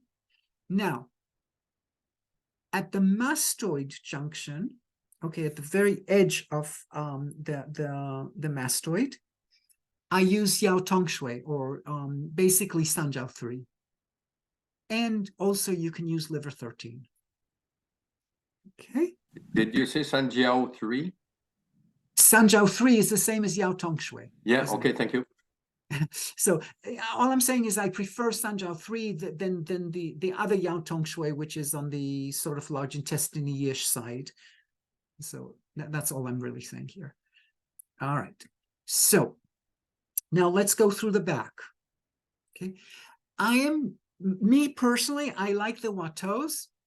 And I'm looking at the back as a way to clear the nervous system. The back treatments for me are a little bit shorter. I'm not as interested in the do unless it pops up. So I'm not checking the spine on the actual center. I'm really checking the Watteaus, and mostly I'm checking Watteaus. Okay. Now the back is a much more primitive system. We don't have so much like on the front. We have a reflex and we have treatment points. The reflex and the treatment points are often together. In other words, what you find is what you needle often. However, if there's a lot of pain there, don't needle it. Release it first. And I'll give you some ideas on how to release the back. Okay. Now, and here is one of these ideas. The two places where it's going to have the most effect on the spine are going to be where the curve changes the most. And that is T11, T12, because it changes from lumbar to thoracic, even though the height of the lordotic curve is L2. L2 does not give you as much as T11, T12. Sorry, I know it doesn't make sense because we're all taught about do 4 is the most important point. If you want to affect the spine, use T11, T12. What you can do, instead of do 4, I use bladder 52. Needle towards the spine. So stabilizing the quadratus lumborum helps the spine, but do 2 itself, in my experience, is not the best point. T11, T12 is. And then T5 and or T7 are, again, it's where the kyphotic curve is the biggest. So naturally, in any curve where you have the place where it changes curve the most, that's where it's going to have the most effect on the rest of the curve. Now, you can always clear the whole back with the sacroiliac ligaments. We'll see them in a moment. Do 2, specifically if it's things on the spine. And what I call 4 corners, which is, the lumbar eyes. And then small intestine 9-10, between small intestine 9-10, needle towards the deltoid, outwards. So it's like a shiatsu stretch that stretches diagonally across the back. The iliac crest goes. Did you say between small intestine 9 and 10? Yes, between 9 and 10. So you're basically at the shoulder. Okay. So you're basically trying to get the upper lateral corner of the back out and away, and the iliac crest down and away. And you do it on 4 sides, so you're opening the whole spine. Okay. So that's if you need to clear like a quick way, you've checked the back and you have something that's too painful to needle. These are your choices: the sacroiliac ligaments, do 2 upwards, or 4 corners, or any combination of those. We'll go through that again in a moment. So now let's look at the reflexes. So the upper thoracics, so on the spine, on the Watteaus, everywhere between T2 and T9 can be considered a Shen reflex. Okay, any sort of emotional reflex. Between T1 and T3 relates primarily to the face and the brain. T4 relates primarily to the eyes. T5 relates to the stomach. T2 relates to the thymus as well as the gallbladder on the right side only, though. Okay. Now, not on the spine, you have bladder 17 area is considered autonomic nervous system shu, or asthma shu, or insomnia shu. This is in the Chinese, the name of the point is ge shu, the diaphragm shu. The point above it is called du shu, UB16. It's called du shu, like the du channel.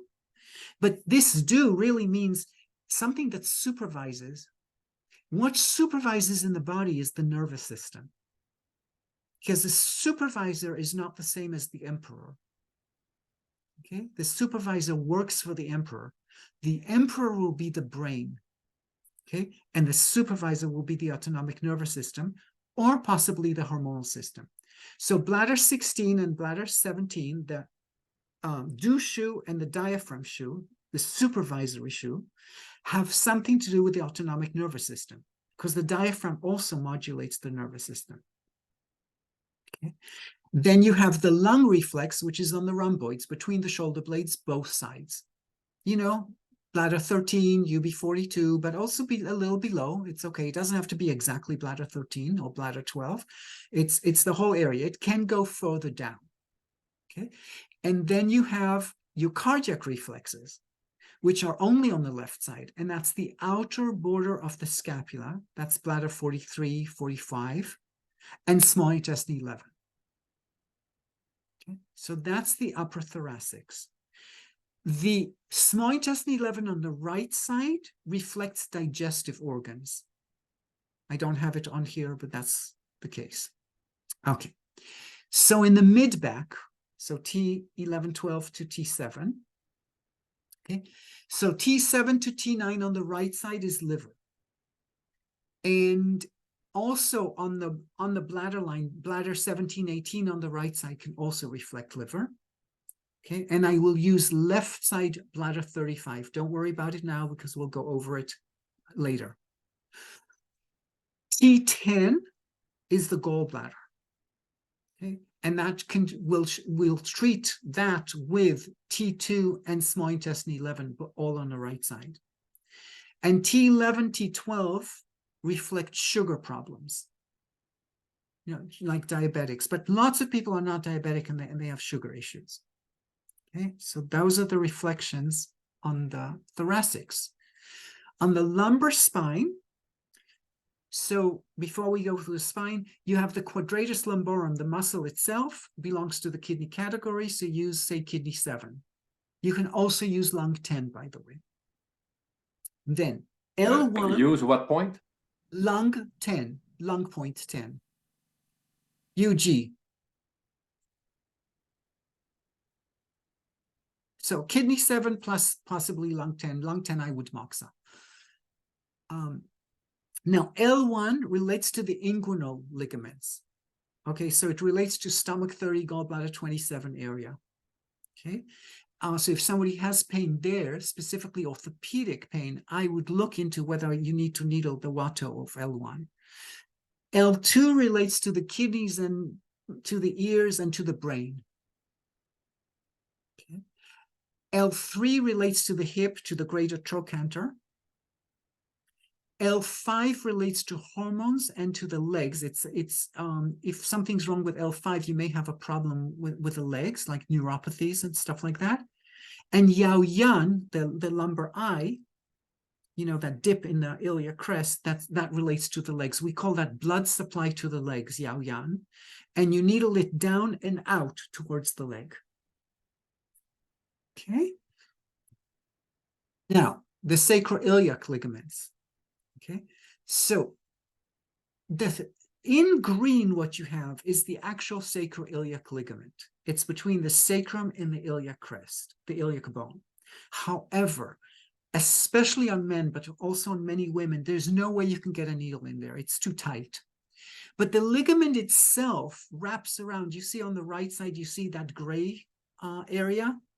That's the sacroiliac ligament. So I can get that ligament. And it's almost like trigger point therapy, if you like. I can get it more laterally than where it really is, and that's the red zone. Okay, and so that's what I call sacroiliac ligaments. You'll see me say the word sacroiliac ligaments a lot. But also that blue part that's really under the iliac crest, you can use that to support the actual sacroiliac ligaments. And because they hold the whole spine, they're very important to needle and to release. They support the whole spine. Okay. Now, I also, when I check, for some people, I will check the tailbone. Not everyone, and I do it over their underwear. Okay, so I check under the tailbone and on the sides of the tailbone just to see if there's any pressure. Okay. What did you say about the underwear? Oh, that Is it- when I check the tailbone, I don't take their underwear below their, I leave the underwear on top, and I check, my finger goes over the underwear, because you don't want to check their tailbone under their tailbone with their underwear off, because you'll slide into the anus.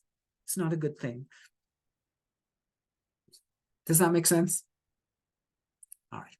So if the sacroiliac joint itself, those ligaments are painful, use gallbladder 34 same side, and use something on the scapula that same side. The something on the scapula can vary depending on the person. It can be small intestine 13, it can be small intestine 12. It can even be bladder 43, 44. It's impossible to tell, but there's something in the, it can also be small intestine 9, 10, the point we talked about before, as part of the four corners. Something around the scapula can affect the sacrum, the sacroiliac joint. If it's piriformis specifically, we have a point we call Hukaya gallbladder 31, which means take gallbladder 31, now go back towards the bladder channel, 2 fingers back towards the bladder channel, and then go 2 fingers up towards the buttocks. That's Hukaya gallbladder 31. It releases the piriformis better than regular gallbladder 31. And also kidney 16, and here I mean actual kidney 16, can release the piriformis. And if you have pain on the tailbone, use either lung 8 and or bladder 66 and or the Watteau's of T1, just below C7. Okay. So I'm just going to give you the order of palpation once again and just remind you what they are, and then we'll take a break. Okay, so we won't go into overload, hopefully. All right, so the first thing I do is I look at spleen 13, 14, not because I'm looking for anything, but just so that the patient gets used to my pressure and can give me feedback as well. Next, I check Oketsu, left stomach 26, 27. That's, when the blood is sluggish. Okay, treatment for that is liver 4, lung 5 on the left side. Next, I check right stomach 26, 27. And that can reflect the lung, can reflect immunity, can reflect digestion, can reflect the kidney, like as in infertility. And it can also reflect a pelvic shift, an orthopedic issue. Okay, and different treatments for each one of them. We didn't go through them, I'm sorry, but we will. Then you have the 4 o'clock, 8 o'clock, which is the adrenal, just below kidney 16. And the treatment for that is kidney 6 plus kidney 27, but the kidney 6 can be replaced by other kidney points below the knee. Then we're looking at Ren 9.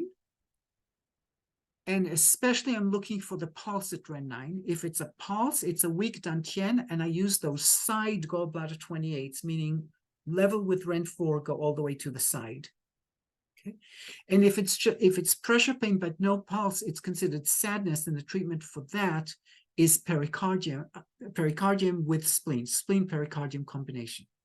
Spleen pericardium combination is a big theme in this style. Okay, you'll see it a lot. Next, Ren 12 is the weak stomach. can relate to neurological conditions, can relate to the spine, to the marrow. The treatment for that is primarily kidney and immune points, possibly what we call the stomach chi points, which are the bumps below stomach 39 or stomach 40. So, there's no points between stomach 40 and stomach 41, but there are lots of bumps there for some people, and they're very important to treat. We'll go over that later. Next finding is that beam across REN12, which represents weak pancreas. Okay, and that is an adrenal treatment plus spleen 5 and lung 5. Now, if you have only stomach 21, it's not a beam, but you have, say, right stomach 21. Did you say spleen 5? Yeah, spleen for the weak pancreas, it's adrenal, spleen 5, and lung 5. Now, if you only have stomach 21, okay, not a beam, just stomach 21. If it's on the right side, we consider that to be a duodenal ulcer. And if it's on the left side, we consider that to be a stomach ulcer. Okay. REN15 is the next thing I palpate. And that reflects worry. Possibly some people with heartburn, it will show there. And if I'm pressing it up and towards the left, it shows cardiac. And generally speaking, the treatment for that is spleen and pericardium. And, but yeah. REN17 is the anxiety reflex, can be a cardiac reflex. And again, spleen and pericardium, and release the neck is the treatment. The liver, okay, is you need to differentiate excess or deficiency, and it's on the right side below the ribs. So it's the diaphragm, the subcostal region, and it might be liver 14 itself, but most people show more clearly under the ribs. Okay, and here again, differentiate excess or deficiency. Is it sharp pain or dull pain? Sharp is right side, spleen 7, kidney 7, heart 3, pericardium 4. Don't worry, we'll go over it again and again and again. Deficiency is dull pain in its liver 1. Then for women, check kidney 13 and stomach 28. Those are the uterus reflex is kidney 13. And the ovaries reflex further outside lateral is stomach 28. Then for orthopedic issues, especially, check the inguinal ligament itself. This can be weak ligaments or what we call visceroptosis, when someone has a huge abdomen or they had many operations in the abdomen, everything falls. We'll see this pattern again later. Okay, or it can just be that there's a blockage in the psoas, so it doesn't give us good blood flow into the legs or from the legs to the abdomen. Okay, and then I check gallbladder 26. I do this especially for orthopedic problems because when you have an orthopedic problem, there may be a twist that the whole body is twisted. Okay, and it's very important to treat gallbladder 26. So it can be very important for shoulder pain, back pain, things like that, and knee pain as well. Okay, so that's it for right now. Let's take a 15-minute break. Okay, actually, before we do that, let me stop the share. Oh, I'm sorry. We won't take the break. Let me just go through the neck again, the palpation sequence. I just did the abdomen. So on the neck, we palpate the SCM. So I palpate the top of the SCM, the middle, and then the bottom of it. Then I check the scalenes, and then I check the immune. So just to give you a review, the SCM, I use opposite Sanjiao 8. The immune, I use the immune point, just below large intestine 11.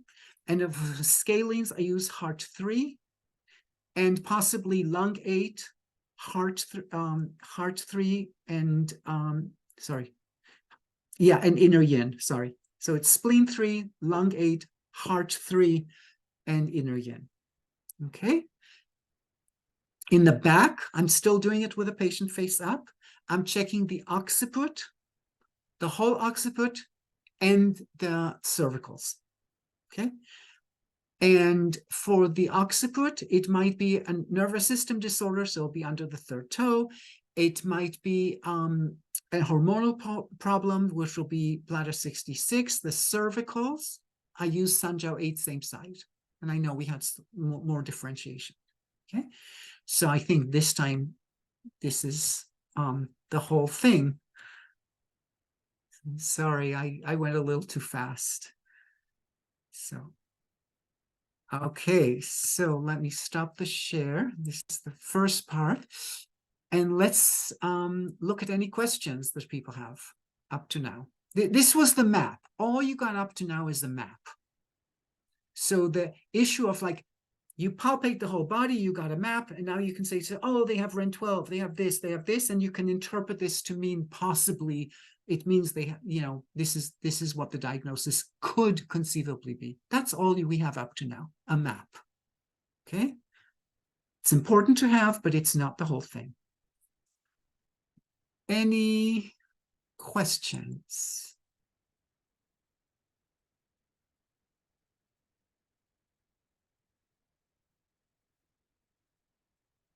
No questions. Wow.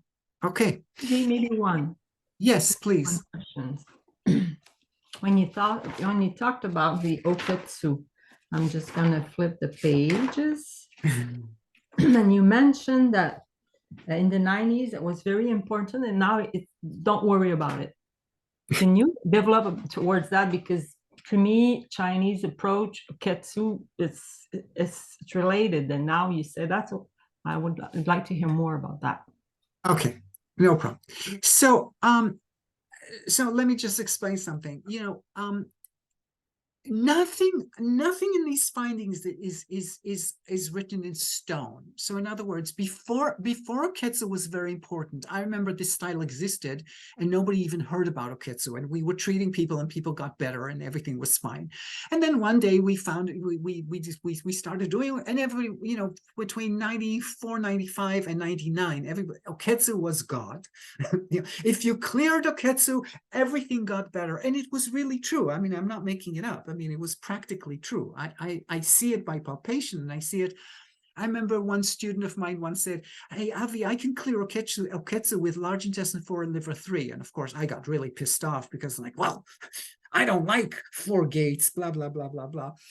But I invited her for a little competition sort of thing. And I said, okay, here's the patient. Show me how you're clearing the oketsu with large intestine 4, liver 3. I'm not arguing. I'm saying I want to see what you do. She needles large intestine for liver 3. And I'm saying, okay, oketsu is gone. But you know, REN 17 isn't gone. REN 15 isn't gone. You only cleared the oketsu. You did exactly what I'm suggesting don't do. We take large intestine 4, liver 3 out, and I'm putting liver 4 and lung 5. And now oketsu is gone.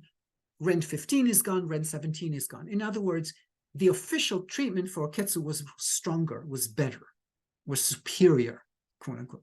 Now, I'm saying this because I'm saying I was doing this also at that time. Exactly why? This is my understanding, okay? Because I still check oketsu, but I don't find it very much. Whereas in the 90s, I was finding it on like 80% of people. This is my understanding. Now, bear with me because it's a little bit philosophical. People's bodies and psyches change. In the 1990s, now I started practicing in 1992, so I don't know what happened before. I can't say. I never touched people's abdomens before. I have no clue, okay? But in the 1990s, this was the golden period for us, and I live in the United States, okay? And at that time, I practiced around Silicon Valley, okay? So it was the golden period for Silicon Valley, number one, but it was the golden period for the European, North American, whatever we call it. The wall fell in by 1990, you know, Clinton era was, you know, everybody had more money than they can think about, you know, I mean, not everybody, but, you know, so we all had, I like to say, we all had a little bit too much cheese, a little bit too much wine, you know, so, you know, life was good, you know, like nobody thought that, you know, what would happen afterwards. It was like the whole world was just, we were in utopia, supposedly. And we indulged. And then in that indulgence, you start to accumulate a certain amount of toxins. You know, I mean, it talks about in Su Wen chapter 1, it talks when people indulge, they're going to get sick. So the blood gets sluggish a little bit. The liver, there's not enough to be really toxic, but it's enough to make things sluggish. Now, what happened in 2000? Now, I live in America, in the United States. You live further north. You're in a slightly different system, but you're influenced nonetheless. Americans have three, or used to have three, basic understandings of life. Number one, America is a democracy. You might disagree, but that's what they think. Okay, America is a democracy, and we promote democracy in the rest of the world. That's a very consistent thing in America. America is safe. Okay, and America is wealthy. You know, it's a bit, no, of course, not everybody is safe in America. Not everybody is wealthy in America. But this is a method of thinking. Now, what happened in 2000? There was an election in America, and the person who won the election is not the person who became president. And this is not my political view. This is a truth. Okay, Al Gore actually won the election, and then George Bush took him to court and said that actually he won Florida, and then Al Gore let go of this, did not go to the Supreme Court. We did not have a Donald Trump phenomenon like we do now. But this was the first time in American history where people were very aware that the popular vote, because even though George Bush won the election, according to the court, even though they never went all the way, it was clear that George Bush did not win the actual vote. He won by but because he got enough votes from enough states. We have a weird election system here. It's not one vote, one person. Okay, and this was the first time for Americans. It's got, oh my God, this is really odd. I mean, we always thought one vote, one person, and we didn't understand that it actually doesn't work that way. Okay, so that was one thing. That just before that. So that addresses our sense of democracy, our sense of economy. If you remember, there was something called Y2K. Everybody thought that the whole economy will collapse in 2000 because of the computers. It didn't. But what happened is the supply chain went berserk in 1999. Everybody bought everything they could for the next 5 years, kind of thing, because they were afraid. So then after 2000, the economy collapsed because people were not buying. So the economy suddenly, the whole Silicon Valley-based economy collapsed for a little while. Then we had this election, and then 2001, very famous, 9/11 happened. America has never, ever, ever been attacked on its own land. It's just never happened before. So now the whole sense of who we are as people, and I am someone who lives in America, I can tell you that the America of today is not the same America as the 1990s. So something else has happened to us. We're no longer living in, oh, everything is nice and easy, and, you know, oh, yes, I'll have a little more champagne kind of thing, you know. So Oketsu started disappearing. Instead, what we started seeing very strongly was adrenal. The culture of fear started coming. Okay. Now, we always treated adrenal before, but it was like suddenly everyone. Oh, and then about 5-7 years later, something like that. But by 2010, very clearly, REN9 became the thing, the pulse at REN9. I don't remember feeling a pulse at REN9 a few times maybe in the 90s, but, you know, suddenly, I'm telling you, 60% of people have REN9 pulse nowadays, because look at the world we're living in. It's a world of uncertainty. It's not adrenal anymore. It's not like, okay, I'm going to go and I'm going to conquer and I'm going to make it right. It's like, I don't know what to do anymore, kind of thing. There's a certain, you might call it hopelessness or helplessness, or, you know, adrenal is when you know what you need to do. You mobilize your adrenals, you know where you're going. The REN9 pulse is like, I'm scattered. I'm just going to lock myself in my house. Pandemic, no pandemic, doesn't matter, whatever. It happened before the pandemic, the Rhine. It's nothing to, it's like we're confused. Then now it gets philosophical. My sense is that what the findings next are going to be, we're going to get more and more things that are related to, the neck has always been prominent, so that's not an issue. I'm actually finding people nowadays that I don't find anything on the neck, and that's very weird to me. And I suspect that we're going to get weird things where we're going to have to start looking at the scalp more, because we're brainier people. We're constantly using our eyes. We're constantly on these devices. So something is shifting, but where it's going, I'm not God. I can't predict. But if you ask me for the explanation why, that's my understanding. Diseases change. Thank you. All right. Thank you. Anyone else? What Yes. an in-depth analysis that you just did. Go ahead, Sophie. No, go Carl. Go Carl, honey. Love you. There's a quick question in the chat box that asks you about if people are articulish on the abdomen, what do you do? Oh, yeah. Yes. Okay. So there's a few things you can try and do. Number one is, but it's practically impossible to do that. You can poke, you can put pressure on spleen 2, and supposedly that takes away the ticklish. The problem is, generally, if they're ticklish, what you need to do is place your hand there. And even you do it over the shirt, okay? And what you can do is, then, because you're interested in not what happens on the skin, you're interested in what happens under. So some people at the beginning, they're very ticklish. And what I do is I put my other hand on them, and just don't move your hand on the skin. Just when you're on the point, just press. And then if you want to test another point, make sure you're totally off the skin and move. So you're not like moving lightly on the skin, but give them firm pressure, not too much pressure, but firm. But you can also have another hand of yours, or the whole forearm, leaning on the abdomen. Okay? The spleen 2 trick works for a point or two, but you can't do this constantly. So you just adjust as best you can. And again, this style is not the most, it can't be applied for everyone. Note, there are also people who can't give you feedback, by the way. So you have to work with what you have. So if you can only palpate 2 or 3 things and just use those things for testing, fine, that's all you could do. And if you can't find abdomen, what I tell people is use the throat, use the neck and the throat.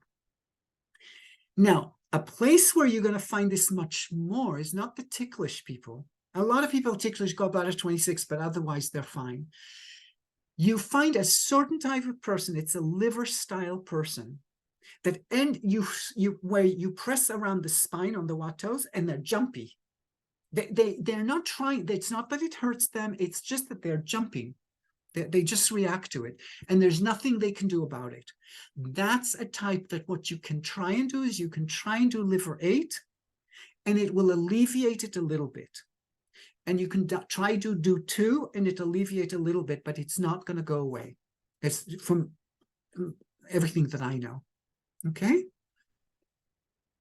There was someone else. Sophie? Yes. Yeah. So the map that you just gave us, do you usually, let's just say I'm a new patient, I've come in to see you for the first time, I present with some pain. Do you use the whole map? You go through the whole thing, even Pretty though? much. Okay. Pretty much. Well, so I don't use kidney 13, stomach 8, 28 if you're a man, that kind of thing. So, I mean, I might skip here or there, but I'm trying. It takes 2 seconds to do.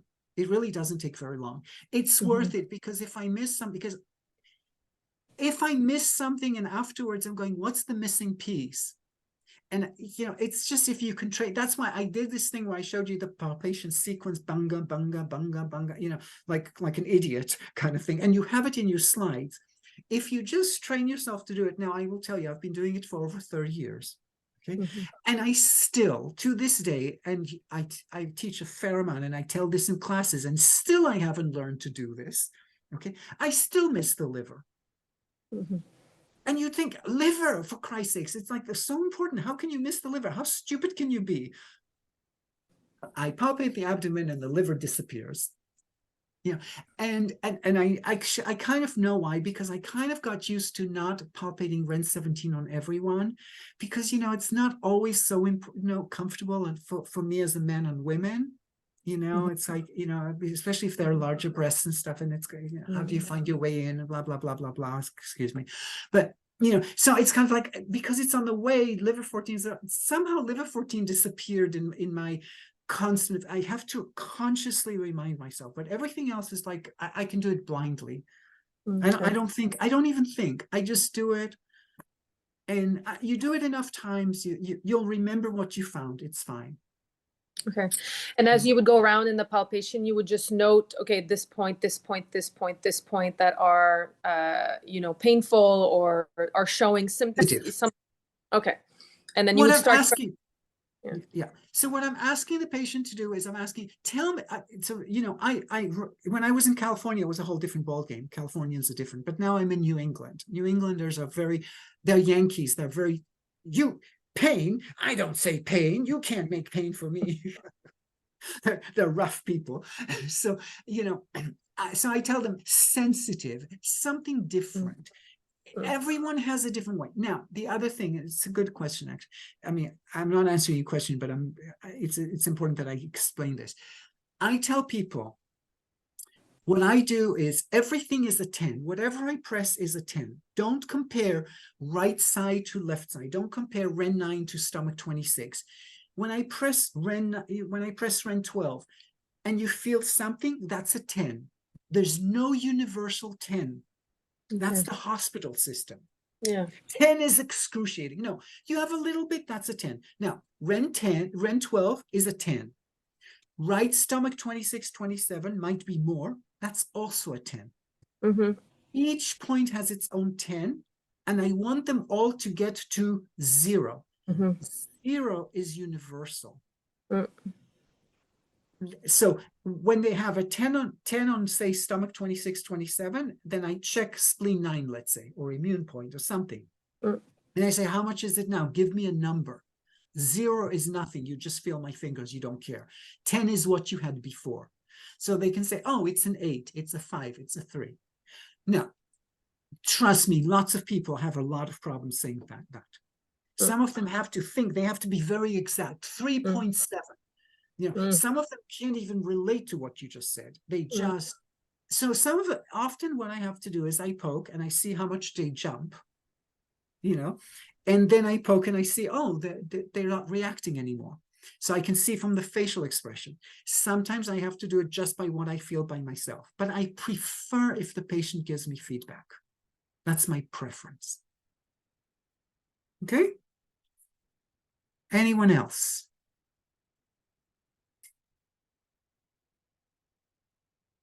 Not, we will take 10 or 15-minute break. 15-minute break? 15 minutes is good. So let's come back in 15 minutes. All right.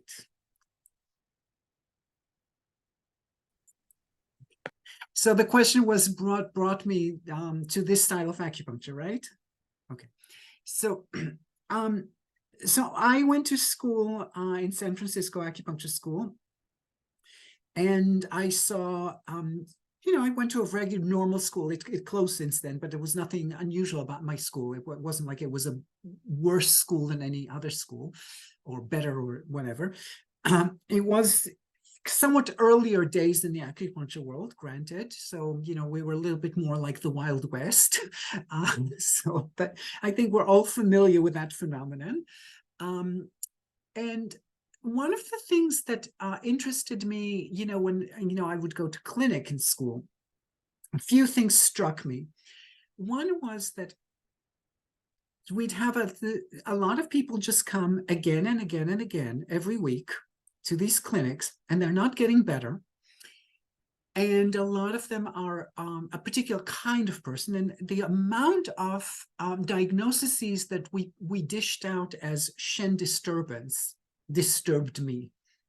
You know, now it's natural in a school clinic, you know, you get people who are you know, these are reduced fee situations. You get people who don't have a lot of resources, and they need a lot of care, and they need a lot of they need a lot of, and sometimes they come because, well, they come and there's all these students there, and they're being, you know, their school clinics are of a particular nature.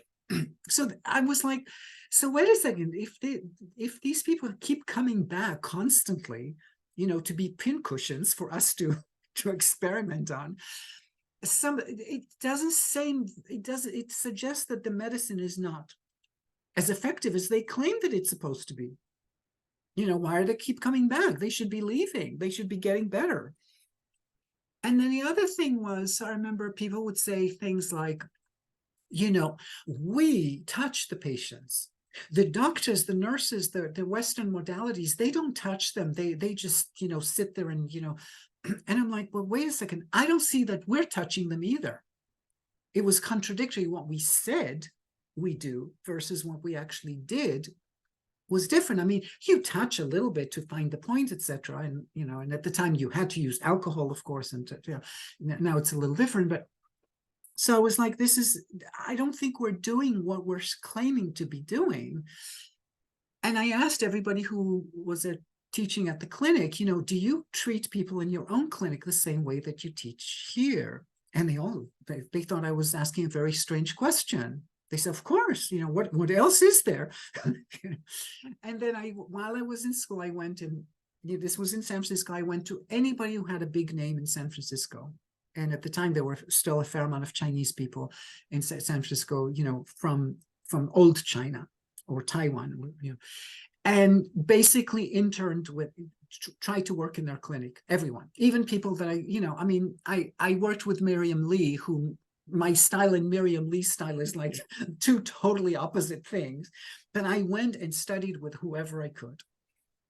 And then at some point, just before I took my boards, my licensing boards, there was a class with Kiko in Santa Cruz. And I went and took that class. And the first thing that struck me was she actually touched people.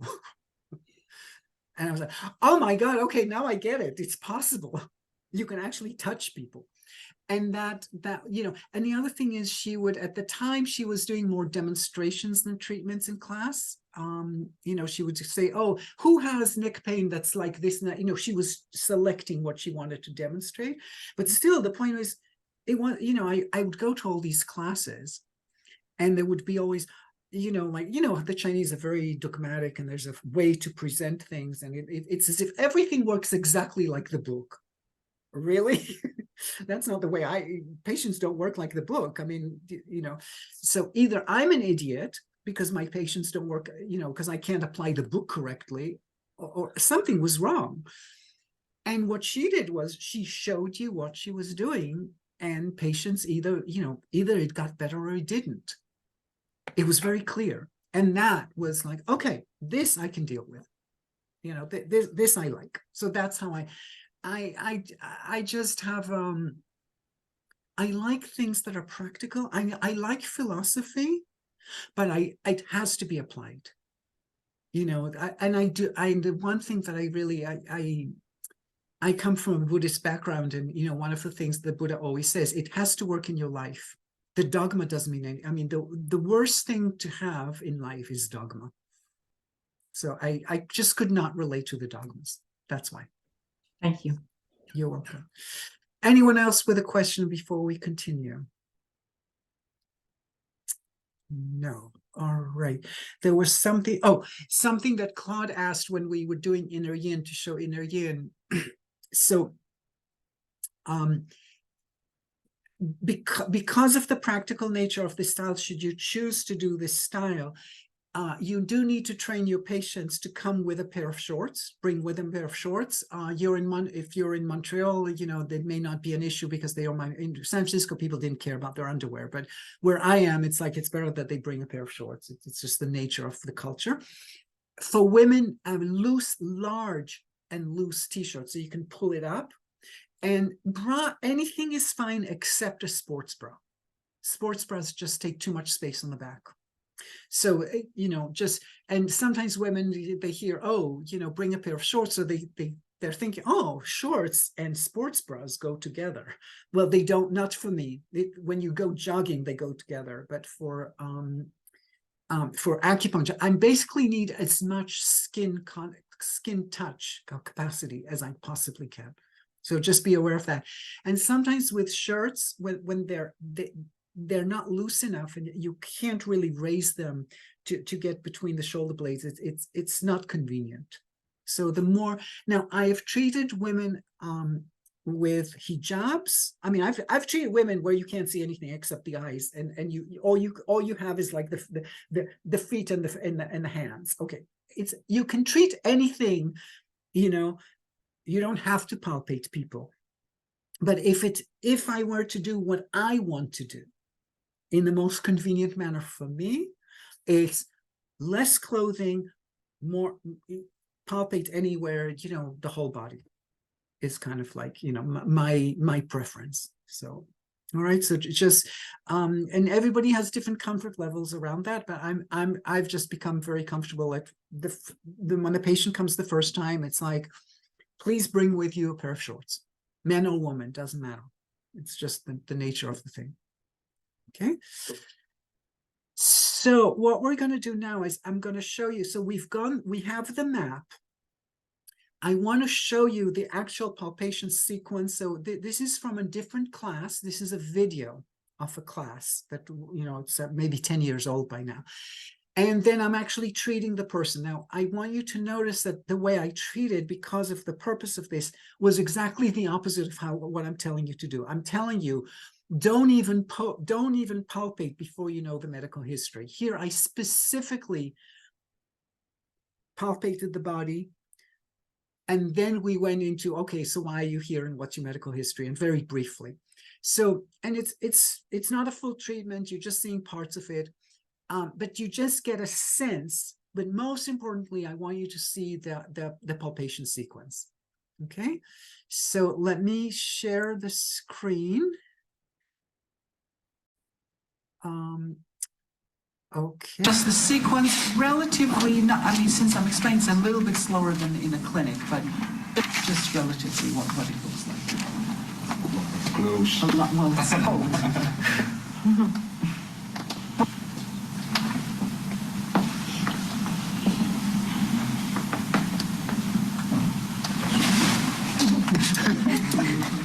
all right. You're wherever the arms are is good. All right. So I always start with left side spleen, unless they have ulcerative colitis, something. They need to know what my fingers feel like. Okay. So the two new people, I want to make sure you're around. Where's the? Oh, yeah. So come close, you can see. So I start. Or 4 if you want. This is my feeling finger, and I move with my body into the patient. Okay. So. Any pain, any discomfort? A little bit. Oh, okay. Do you have any digestive, intestinal problems? No. Okay, let me try a different place. This is good. Okay. So maybe he has, I was too close to the inguinal. Maybe the inguinal is, this may have been the problem, not good. So spleen line, most people, they just feel my fingers. They need to know what your fingers feel like. Okay. Then I start each one. So now they can say if it's different. Hi, this is the Oketsu area. Oketsu, left stomach 26, 27. Okay. And right side, the next one's right side. And right stomach 26, 27, that's either digestion, immune, lung, pelvic shift, or kidney regenerating capacity. Now I go 4 o'clock, 8 o'clock, meaning just below kidney 16 is 4 o'clock. This is 12 o'clock, 6 o'clock, 3 o'clock, 9 o'clock, so 4 o'clock. Okay, so even though I have 3 fingers, this is really the finger, because if you go like this, it's a huge area. So these fingers are supporting. Anything? No. And 8 o'clock, so no adrenal. Okay. Next one I look at is REN 9. Okay, anything in REN 9? I do feel his pulse. Yeah, he feels a little pain. Do you feel okay? So he definitely has red 9 pulse. Okay. Now, next one is REN 12. Some people he almost does not fit. Okay. Then some people I also check stomach 21. Stomach 21 is also reflex, but in him I'm interested in checking because he has a little bit. It's bumpy here, so he may have a weak pancreas. So, stomach 21, stomach 21. A little bit on this side. Okay. This is stomach side. This left side, sorry. Sorry. Left side, yeah. Left side is stomach side. Stomach also reflects this side. The right side, this is where the duodenum is. We say duodenum reflex. Okay. So we. Yeah. So, yeah. The next thing I check, is REN 15. Worry, or maybe cardiac, and I also check if I'm suspecting cardiac, moving towards the heart. So this is worry reflex, emotional reflex. This is cardiac reflex. Okay. Then I also check liver, under the ribs. Boom, boom, nothing. And this one. Okay, I compare left to right. You can see I can get my fingers in. It's not really a problem. There is a slight difference. Okay, there is a difference, but it's relatively good. Maybe there's a liver, but he doesn't say anything, so I can't use him for it. Some people, if you feel the patient doesn't say anything, what you can do is pinch left side, and you can see my fingers are not picking up any skin. If I pinch on the right side, I'm not pinching much, but I'm pinching a teeny bit more. But people with liver deficiency, often, when you're pinching this side, it's like this. Okay, I'm pinching and there's more fat. And whereas on this side, well, when I'm doing this, obviously I can, but if you're doing it fast, I'm picking nothing. And if I'm doing, and the patient can tell the difference. They're saying, that feels nothing and that feels weird. Okay, so some patients then I also check liver 14, compare each side. Okay, so up to now he has nothing, just REN 8. Next finding I look at, is REN 17. Okay, nothing.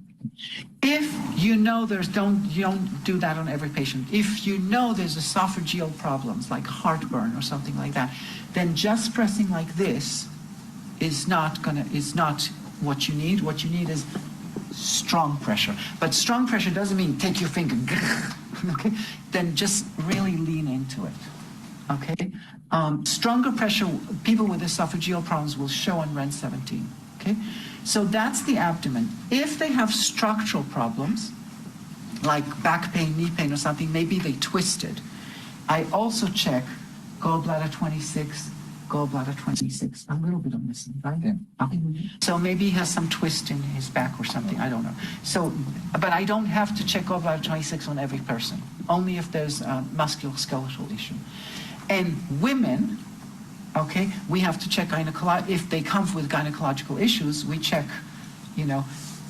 kidney 13, which is uterus reflex, stomach 28, which is ovary reflex, and other side, kidney 13, and stomach 28. Now, many times I will also check the inguinal, and we know he probably has here. Yeah. So you have inguinal on this side, and no. Okay, so inguinal on the left. Now we have no history or anything, but that was the abdomen. So he had here, and he had REN 9 pulse, and right side gallbladder 26. Okay. So I have the abdomen. I'm making no conclusions, even if I had a medical history. I'm just leaving myself totally open at this stage. I have 3 findings. Next, I go to the neck. So, SCM is here. So, with 3 fingers, 1, 2, 3, using the flat part. Nothing. Okay. And other side, 1, 2, 3. Nothing. Okay. And then the scalenes are the muscles here. These are the scalenes. So again, with the flat part of the finger, but now it's really more one finger. You know, the other ones are always supporting, so it feels comfortable. 1, yes, 2, 3. I think it's one. Yeah. Scalenus something, I don't know. Oh, the muscle. It's a muscle. Oh, okay. Scalenes is the muscle. Okay. Yeah. It's between the two heads of the SCM, and then they come up. They connect the ribs with a Yeah. cervical vertebrae. Okay. And this side, 1, 2, 3. Yeah. Okay. Only this guy. Yeah. Okay. All right. Then the next thing now, if especially women, but you know he has very pronounced Adam's apple, and also he tilts his head back. I'm wondering, you know, let's pretend, for women, I check a little bit more stomach line because of thyroid, because thyroid does show on the SCM, okay, but it may also show more here. Anything? A little bit stomach line, and other side? No. Okay. The next thing I do is I start moving towards the back, which is hard to see. So behind the SCM, this is Sanjav 16. This is the area of the lymph immunity. So I check Sanjav 16. No. Okay. And this side, Sanjav 16. Okay. And now I'm going totally to the back, and I'm checking the occiput and the cervicals. Okay, so it's hard to see, but I'm going, no. 1, 2, 3, 4, 5. That's under the occiput. Anything? No. And now I'm going against the wattos of the spine in the neck. 1, 2, 3, 4, 5. Nothing. Okay. And now I'm taking my hand and just sliding under the neck, so I'm going on his right side and checking the cervicals. 1, 2, 3, 4, 5. 1, 2, 2. So it looks like C3 may match this liver presentation. Remember, because when I thought there's a teeny bit hardness there, but he doesn't feel it, so maybe 2. Okay, and now the occiput is, it's just easier for me to come from this side, and I'm going from Do16 towards bladder 10 and GB20 and checking the occiput. Anything? No. All right, so you had maybe 2, and he has Ren 9. He has right gallbladder 26 and this thing. Okay, so that's the picture I have. This is what I have to work with. Okay, and now if I have a medical history, I combine, which I should, I combine to decide on the treatment. But as far as palpation, that's pretty much what I need. If I decide that his autonomic nervous system, I'm going to use pericardium, I start checking fire point. Okay, if he may end up being kidney. Sorry. Some layers again. It's okay, just one is good. Okay. So I check kidney 2. The reason I want to show you kidney 2 is because I don't press kidney 2. Almost everyone's going to say, ouch, if I go like this, right? This is not comfortable. You don't mind, okay. So, but kidney 2 is more of an area, and we go like this. But all the other fire points, like liver fire point, spleen fire point, pericardium fire point, that's a pressure, that's, you just press. We used to say 3 kilogram pressure. When I first learned, Kiko came up with this thing, oh, you should exercise with a scale to know if you're doing 3 kilogram pressure. I don't know, but 2 weeks ago I brought my cat to the vet and they have a scale, and I decided to try and see, like, pretend that the scale was my patient. So I went, like, wow, I'm at like, pretty good. I'm at 3 kilograms. But I never practiced like I was supposed to. I was supposed to be a good student and practice 3 kilogram pressure. But I think it's important to have the steady pressure. Steady pressure. So give me your fingers. Press on me.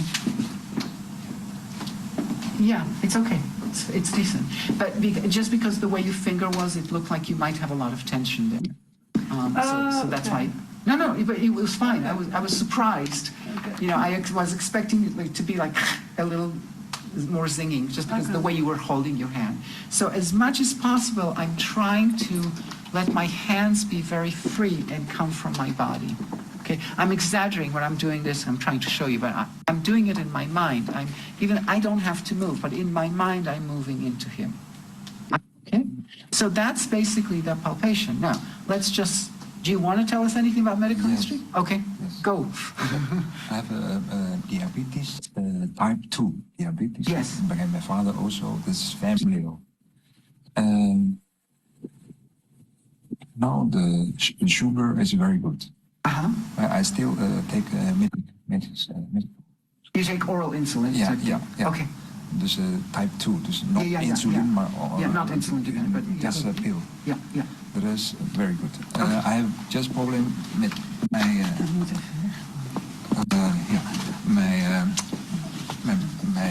back Uh-huh. and shoulder. Okay, what hurts in the shoulder? This way. But Lifting up. yes, lifting up the pain. Okay, so remember he shows GB26, so okay, it was painful when you lifted? Yes. Okay, we'll come back, let go. Okay, so gallbladder 26, I know this one's painful. Go, and now lift. Iets beter. How much better? 10%. Only 10% better? Yeah. Only 10%. Okay, only 10% is not a big deal, you know, because if he says 90% better, then it's worth doing. But okay, so and what often we do is kidney 7. Yeah, I can move everything, but just But there's pain. Okay, yeah. But so the pain only got better. Okay, you have uncomfortable here, right? Yeah. Okay. I use kidney 7 to. It's okay. Don't worry. Kidney 7. How's gallbladder 26 now? Beter. It's better. Yeah. Kidney 7 releases gallbladder 26. Now, because he's diabetic, let's pretend. Okay, I mean, you know, let's look. And where is your back pain, by the way? I'm sorry. Okay. Relax. Yeah. Here? Yeah. Okay. So let's see if this theory of diabetic treatment is the most important thing for diabetics. Okay. It doesn't have to be type 1 or type 2. That's still the most important thing. Okay. Spleen 3, how's the back pain now? It's beter. How much better? 50%. Okay. Now, you had, okay, and now spleen 3 is not supposed to work in gallbladder 26, but let's just see. Hi, how's now gallbladder 26? Very good. Okay. The connection is not that spleen 3 releases gallbladder 26. Spleen 3 treats diabetics. Okay? Now, remember you have something here. Now, I don't know if spleen 3 can do the pulse. So, spleen 3, how is pressure pain on red line? Better. Now, nobody says spleen 3 releases inguinal either. Still pain. Still pain. Yeah. Okay. Apparently, I cannot say it's diabetes. The inguinal is not the diabetes. Well, no. He's not. Does he look like he's visceral ptosis? No. Inguinal, by the way. Inguinal can mean many things, not just detention. But so in this case, we don't worry. I'll take your lunch and you'll have to pay to get it back.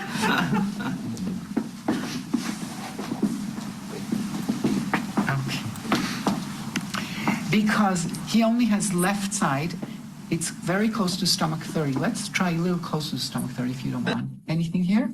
Or only here? It's this one. Okay. It doesn't look so close to stomach 30. If it was a little closer to stomach 30, I would have thought maybe stomach chi because left side. Okay. But just for sake of argument.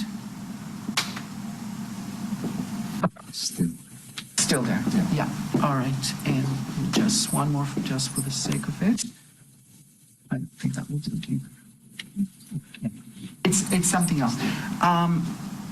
So because diabetic treatment also includes immune. That was liver 4. Liver 4 has relationship more with stomach 30, not with the inguinal ligament. I just wanted to try because I'm. Diabetes treatment is spleen 3 plus adrenal. We are going to do kidney 7 because of gallbladder 26. But just for one moment, let me see if immune point, he didn't show it, will release how? It's better. Better. It's a ligament. Ligaments and immune are highly correlated. Okay? So just because it's inguinal ligament doesn't automatically mean it's stomach 13. That's now. So the other thing as I want to test is, does immune release gallbladder 26? All right. So he will be spleen 3 plus adrenal. We're not sure which adrenal. On this side, probably kidney 7, but we will find out in a second because I'm going to test it against his shoulder. So when lift up your arm for a moment. Yeah, I know, I'm not pressing anything. Okay. When I do kidney 7, lift up. It's stable. Okay, hold on, let me add spleen 3. Still pain. How much pain is left? Third, 30%. 30% better or 30% left? pain left. 10 left. Okay, so 70 better. Okay, let go. Let go of the arm. Let's just start with those two. Okay, and since I should really start on the left, let's start on the left. That's be nice.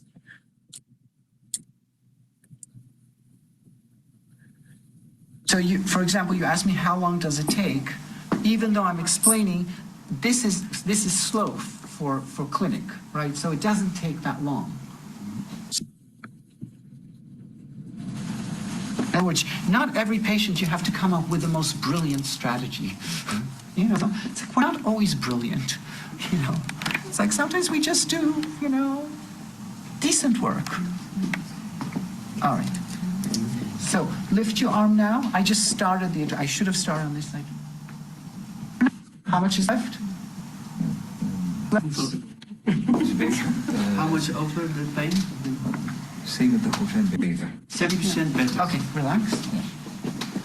We know we need. I'm just testing. Okay. Now I'm coming with you. Don't worry. You lift the arm. Lift the arm. Just ignore me. Take your arm. Okay. Oh, no, both. Yeah. It's weg. It's gone. It's gone. Okay. So immune is he somehow, even though he didn't show Sanjo 16, somehow immune is very important for him. Okay. So we'll just finish. So so kidney 7 always needled upwards, and I'm looking for the place. Either some people will have you feel like the muscle is falling down and you're trying to lift it. The name of the point tells you that to recover the flow, but. Even so, the angle is pretty much upwards. It's not flat to the skin. It's 45 degrees maybe. Okay?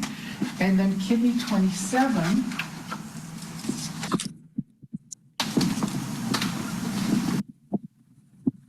is needled towards each other, towards the center.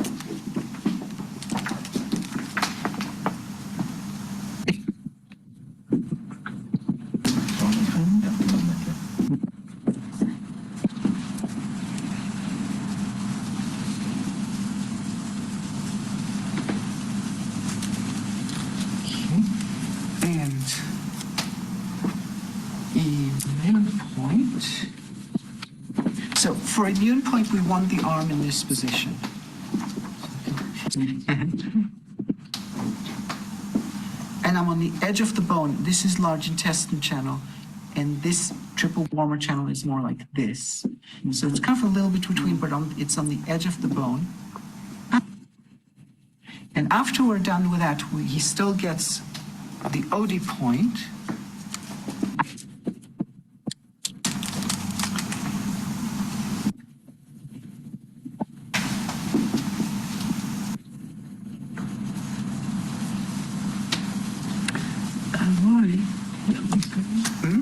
Immune is part of diabetes. Spleen 3 plus adrenal plus immune plus OD. 45 degrees, halfway. Oh, you don't like? Hold on. Okay. So let me stimulate spleen 3 a teeny bit and see if I can release that pain.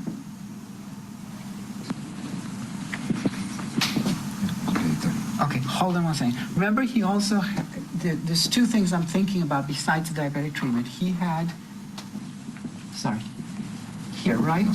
Okay. Very long. Can you, okay, hold on, let let me try something else.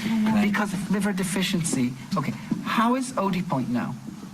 Okay, it's the liver that makes the OD stuck there, okay? So it's hard for me to test right this second because it's too long. But, Is this liver 1? yeah. So I prefer the liver one that's like, as if it was a real Jingwell point. There's many liver ones. There's this one, this one, this one, as well as here in the center, okay? But I like as if it was a real Jingwell, because like pericardium 9 also, the Jingwell is weird, okay? So liver 1, the Jue Yin Jingwell points are weird.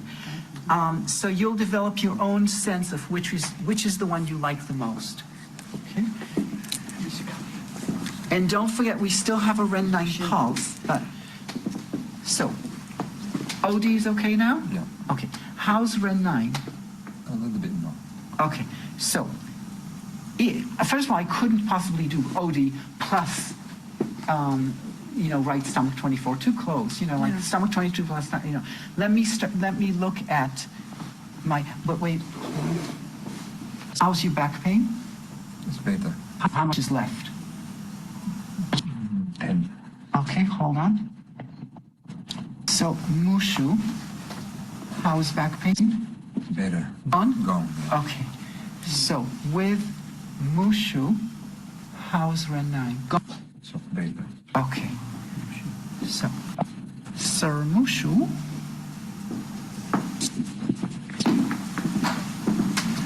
and other side Mushu.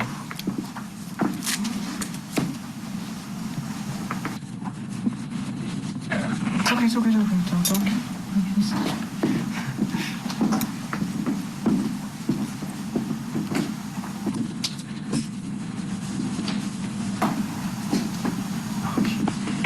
Ren 9. Okay, relax for a moment. Okay, do you feel your pulse when I press? A little bit. Yeah, I do very teeny bit at the end, but it's definitely much calmer. Okay? And OD's okay? Then I'm allowed to needle it. If it's not okay, I just don't want to mess with it. The diabetes point. For diabetes. Yeah, because it's right on top, except I want a slightly thicker needle, which I don't really have, but because it's getting stuck there. It's officially same size needle, but somehow it's the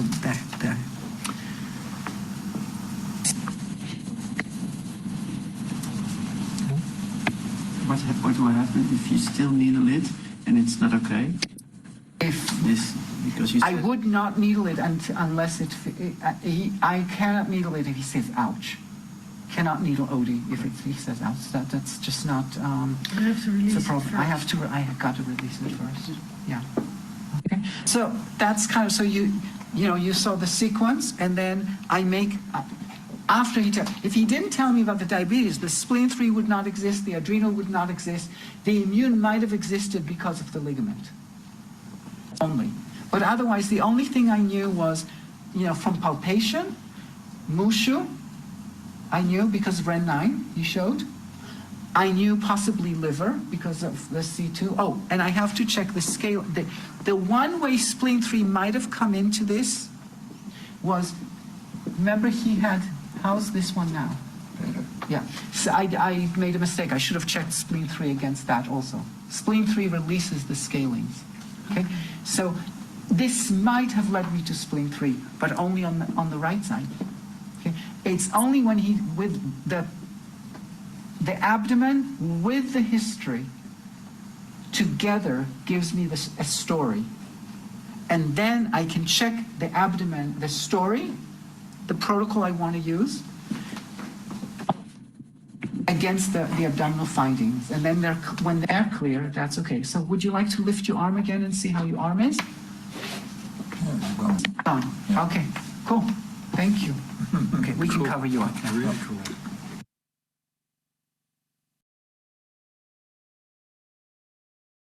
All right.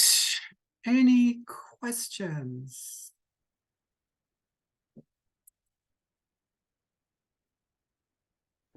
It's a more comment, it's a experience in action, right?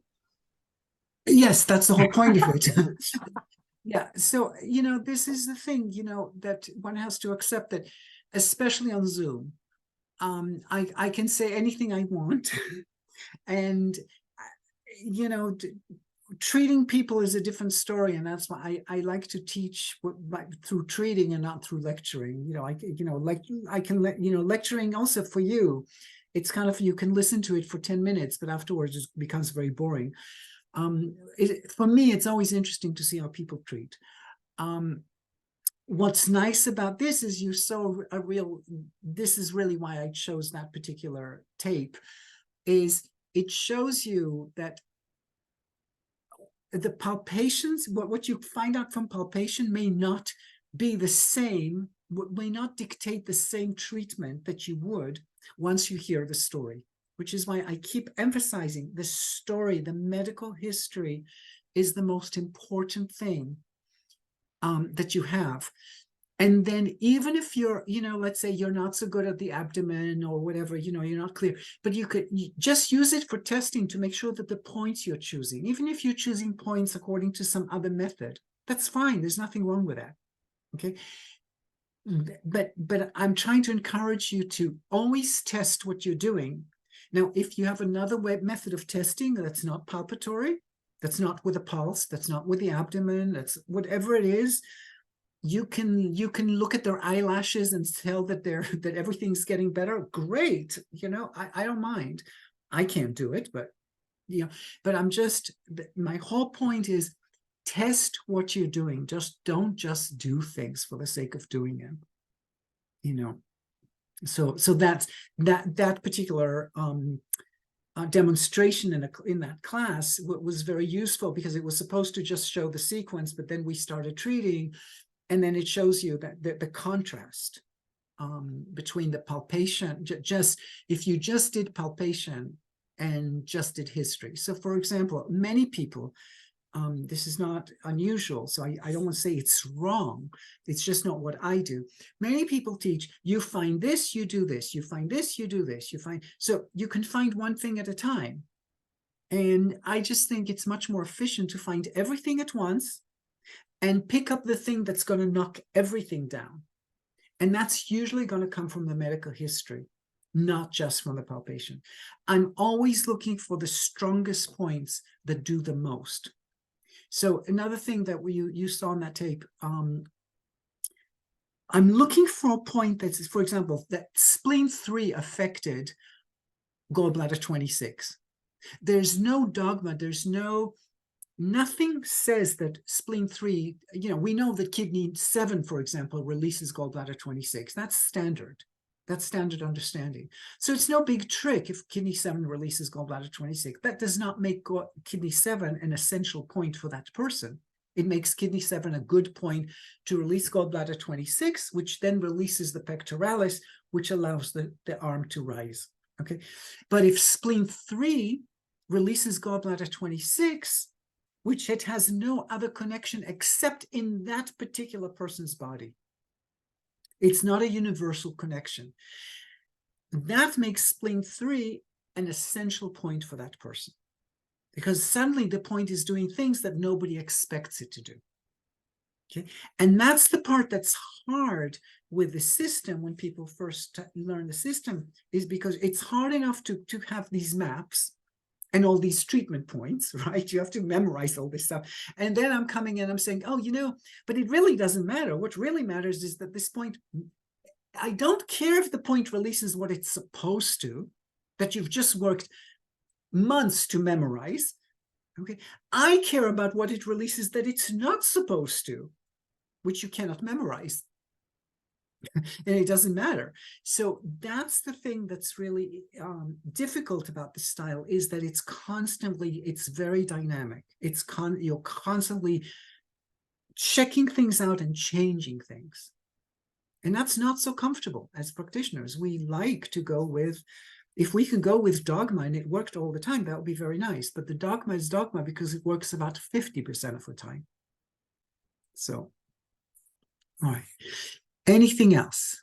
Have you have a Yes. question? Yeah. Yes.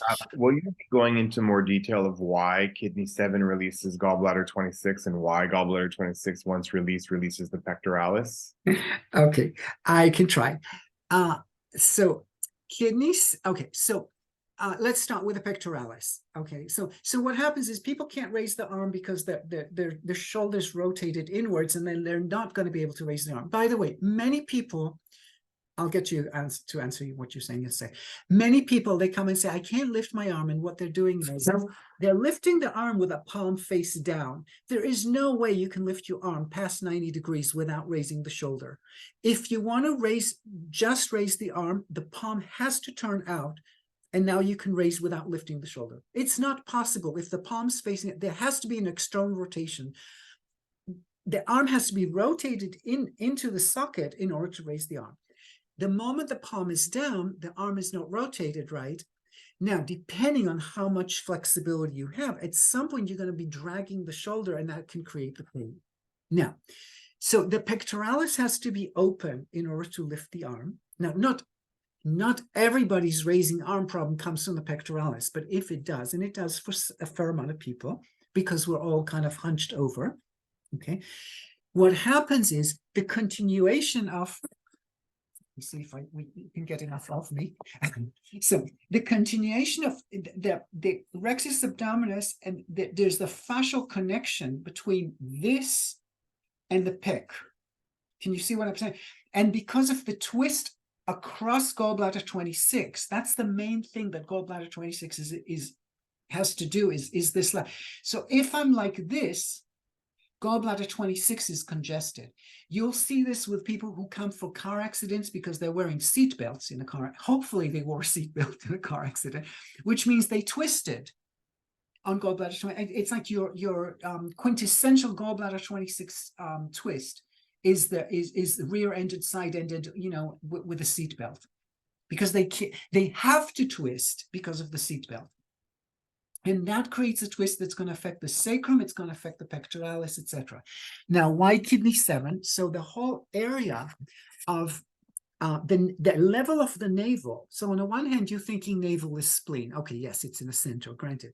But daimai, okay, is a kidney phenomenon. Now, I know that Li Shizhen will say that daimai is spleen because daimai has to do with excess dampness. So that's why he moved.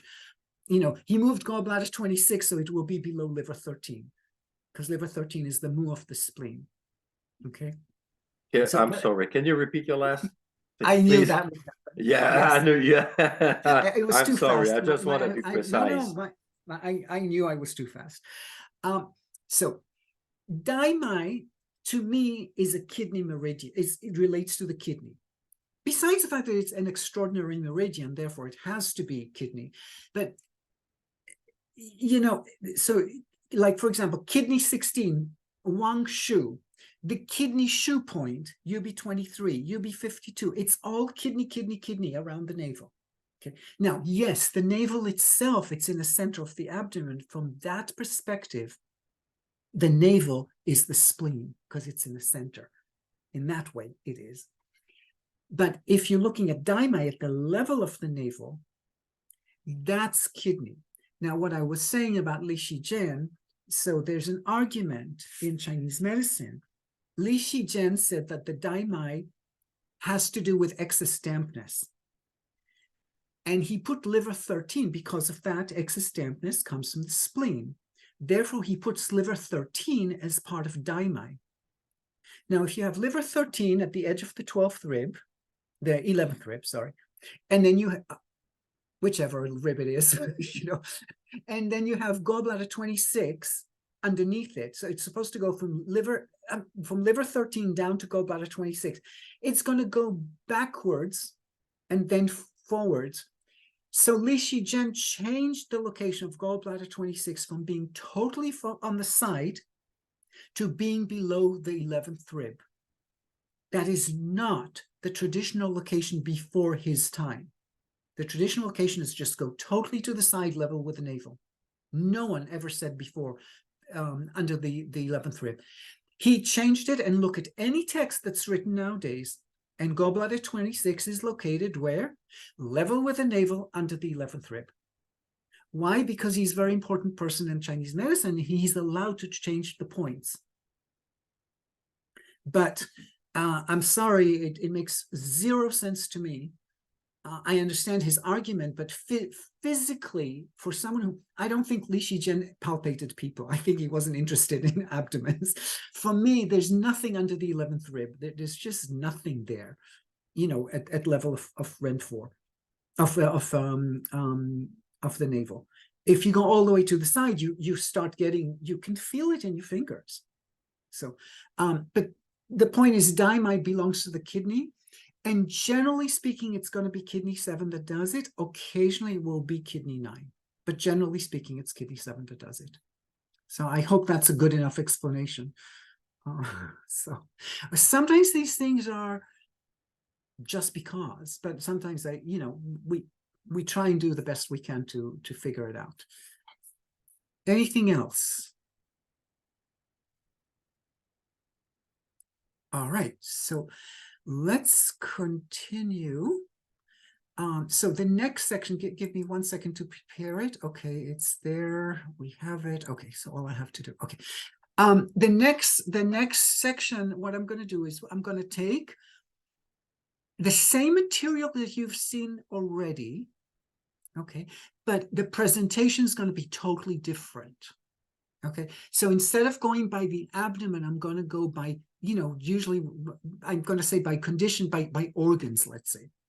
Okay, so you're going to see it's a little bit more direct towards if the person has asthma or lung issues, if they have spleen issues, digestive issues, if they have cardiac issues. So it's a little bit easier to grasp it, and it becomes a little bit more practical. The material itself is pretty much the same. It's going to be slightly expanded. So so that's what we're doing now. Let me just share the screen so we can, all right. Whoops. Okay. So what we're really looking at is what is the root, what is the weakness that's holding the patient? Okay, so, you know, you see, I love question marks. The whole thing is all about question marks. Keep asking questions is in clinic. You see a patient, start asking what the hell is going on here. Ask the patient, ask the body, ask the medical history, whatever you can. Okay, now, because, you know, we are like anybody else, we want shortcuts. So we want to try and categorize the patient and put them in some sort of box, so that it will be easy for me to decide on what can be done. So I put the patient in a particular box, like, oh, it's an adrenal box, or it's an immune box, or it's a diabetic box. You saw the diabetic box just you know, before. So then I can have points that I can, you know, pull out of the hat and apply the points and test them. Okay, so we're trying to figure out what is this patient's type. Okay, so in this system, so of course in TCM we have certain types, right? So TCM basically is Qi, blood, yin yang, which is basically hardly anybody uses, but Qi and blood, 5 organs, X is deficient, and then add to it on occasions one of the 6 pathogenic factors, so to speak: wind, cold, heat, dryness, dampness. Okay, or summer heat, which is a combination. So it's, you know, there's a certain way of building up patterns in TCM, right? Here, it's a little similar. I mean, you know, it's just that my patterns are influenced very strongly by the medical language of today's world. It's the world I happen to live in, you know, and I'm using English. So I'm looking for, you know, when a patient comes in, I want to check, do they have anything in the endocrine system? Because if there is, it's going to affect every cell in their body. Okay, so I have to treat it. Okay, so I have an adrenal type, I have a thyroid type, which tends to apply to women, not so much to men. There's a sugar type. It doesn't have to be diabetes, but they're sensitive to sugar. There's an estrogen type, and there's the pituitary type is a little different than the estrogen type because it's usually women who took birth control and don't feel good with it. It means that that it's not so much hormonal like in UB66. It's a small intestine 3 type. It means that something in the brain, in the pituitary, the connection to the hormonal system doesn't work well. The control of the endocrine releases is not working well. And then there is another whole arena, which is the nervous system type people. So that person, we have not talked yet about the tight pulse. Believe me, we will. We have talked about vagus nerve congestion as in the SCM. These are people who have blood pressure issues, and I'll go over that in a second again. People with, say, anxiety, depression, or panic disorders. They're often nervous system disorder people. With blood pressure, I really want to emphasize this. Low blood pressure is extremely important to treat. Okay, not just high blood pressure. And even more important are the people who have blood pressure that may sound like it's semi-normal, but it isn't. Let me explain to you what I mean. 100/80 is not normal. Okay, the 100 is not considered super low, and the 80 for diastolic is not high. However, the combination of the two is in between. There's only 20. It's not enough. Blood pressure of 120/60, same thing. 120 for systolic blood pressure is perfectly good, especially if you're older. Okay, but even for a 20-year-old, 120 is fine. 80 for diastolic is considered, 60 for diastolic is not really, it's only borderline low, and even nowadays they don't even think of that as borderline low anymore. But the difference between 120 and 60 is 60. That's too, the gap is too big. What does it mean? It means that something in the system. Now, diastolic and systolic, when when it's under the vessel is under pressure and when the vessel is dilating, okay, diastolic, okay, they are not exactly correlating to the nervous system 100%, but there's a strong enough correlation between sympathetic and parasympathetic. Okay, so it means the body is not adjusting, and the body has to adjust also, not just systolic, diastolic. The body has to constantly move between sympathetic and parasympathetic nervous systems. So there's a strong correlation there. So blood pressure that does not have, that does not correspond to 40 pressure differential, either it's too little or way too high. That's weird, and that usually needs to be treated, and there usually will be considered autonomic nervous system disorder types, usually. Then we have circulatory system. So that will be, the cardiac people. The blood pressure, again, is also in this system because it's circulatory. People who have anemia, there's not enough blood. People who are not oxygenating well. Okay, the blood doesn't have enough oxygen. And we have a type that we call stomach chi type. So it's a certain type of pulse that doesn't have the pulse doesn't move forward towards the thumb. It just moves up towards into your fingers that are touching the pulse, but there's no forward movement towards the thumb. Okay, so that's a certain blocked circulation. Okay, that belongs to you might call what they theoretically they will call the great lua of the stomach. It relates to stomach 30, but from the point of treatment point of view, it relates to those bumps below stomach 40 on the leg. Then you have immune types. So these are people who might have had, they have nasal allergies, or they've had a deviated septum, or they had their tonsils removed, they have allergies, they might have autoimmune disorders. There's a whole bunch of different kinds of immune types. Okay. Now, all of these, if you find these, there's a chance that before you do anything else, you're going to have to treat that. All these top ones, the ones in the big squares here. Okay. Then you have other types. So of course, many people come because of orthopedic problems. So you have structural things that really do affect other things. So someone who has scoliosis, there may be an effect on other things. Someone who has a tailbone problem may affect other things because the tailbone can grab with it the rest of the spine, can wag the whole spine. Like the dog's tail wags the dog's tail wags the dog kind of thing. And the spine is very important because the spine creates all the connections from the brain to the body, And head injury, somebody who's had a head injury, that's a type because it affects the brain, therefore it affects all the messaging in the body. We have a type that's called visceroptosis. That's somebody who has a very large abdomen or very, very large breasts and everything is pushing forward. We'll see that type in a moment. So in a little bit. You have the TMJ type. If you have TMJ, if your jaw is stuck, it produces tremendous amount of tension all over the body. Okay. So these are they look like they're just structural musculoskeletal, but they're actually becoming types that affect the body. It's not the same as, oh, and by the way, I tore my meniscus. Tore my meniscus to me is an orthopedic problem that could later on in life, 30 years later, create other structural issues, but it doesn't affect your organs necessarily. These structural types will affect your organs.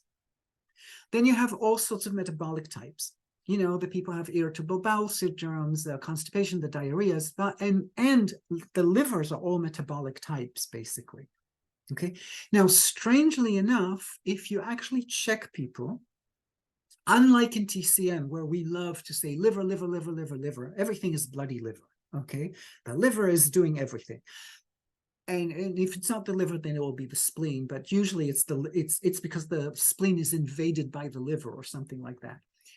I actually don't find huge amounts of, physically speaking, not that many people have liver, physically showing liver. They exist, and there's a fair amount of them, but it's not as prevalent as in TCM. So for me to diagnose liver is not like for lots of TCM people who are talking, oh yeah, liver type with anger, of course. Well, everybody had, for me, the liver type with anger is probably going to fall under the autonomic nervous system type. Okay. I'll also argue with you that that's a separate argument, but we might as well do it now, that emotional issues relate to the spleen much more than to the liver, because the spleen is the yi. The yi is the sound of the heart. If you don't have the yi, if you don't have the thinking, if you don't have the awareness, there's no emotional problem if there's no awareness of it. Look, you can be raving mad. You can be whatever, but if you're not aware that there is a problem, the problem doesn't exist for you. It might exist for the people around you. But if you're not aware of it, who cares? Okay, so you don't go to the doctor and say, oh, I have this horrible emotional problem, if you're not aware of it. So it's always the spleen that's going to mediate the emotions, not so much like TCM claims the liver, for me. Okay, and I understand it's a different system. We're moving on to the light blue box so that I can get off my soapbox here. Then we have things like skin and toxicity.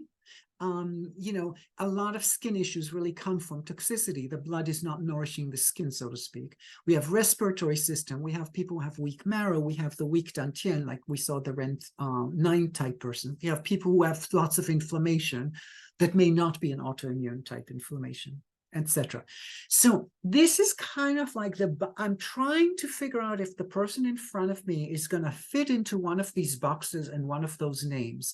These are the main types that I tend to think about. But the person may come and create their own name with their own color. Okay, and that's okay. So, but that's kind of where I'm heading. Okay, so let's look at cardiac issues. The person who has, now cardiac means it can be the person has a heart disease, or they have a propensity to heart weakness because there's plenty of people in the family who had heart disease. Who is going to fall into that? You take your parents and your grandparents. That's 6 people altogether, okay? Because we all have, whether they're alive or dead, you have 2 parents and those two parents have two parents, so that's 4 grandparents. Okay, if 3 of them have heart disease in the history, you are possibly one of those cardiac type people. You may have never had a cardiac presentation yourself. Okay, but I should definitely check cardiac reflexes more closely. So notice that some of, you see on the picture, we've seen some of these already in the general abdominal. Now I'm adding some because, oh, damn, this person might be cardiac. Okay, you didn't see the left kidney line before. You didn't see spleen 20. You didn't see stomach 18. You didn't see pericardium 1 before in the general, checking for everyone. Now you're seeing it because, oh, this person could be cardiac. There's 3 ancestors with a cardiac. Now, 3 ancestors could be all from Papa's side, from my father's side. So, but say you only have 2. My grandmother from my father's side and my grandfather from my mother's side, 2 different branches, also check cardiac. If it's just one person from one side, maybe it doesn't show on you. Okay, so it's okay. You don't have to check these reflexes if there's no other reason to check cardiac. You know, they never had any issues. The problem doesn't seem to be related. Fine, no problem. But if there's 2 people from either side, from both sides, or three people, definitely check. What about the siblings? No, I'll tell you why. Because if the sibling, okay, well, it's a possibility, but it's rarer. Okay, the thing is, because if you start getting that, what about the damn cousins? You know, it's like it goes on forever. I mean, more brother and sister. No, I know. That's what sibling means in English. I know what you mean, but I'm saying, just give me a second to finish the thought. The thing about the siblings is this: if the parents and grandparents did not have, and my sister has, it's not so clear that it's genetic. Maybe my sister, when she went to boarding school and blah, blah, blah, blah, blah. Do you know what I'm saying? It's like, it's possible, but it's not so clear. Whereas with the parents, the ancestors contribute their genetic code very directly.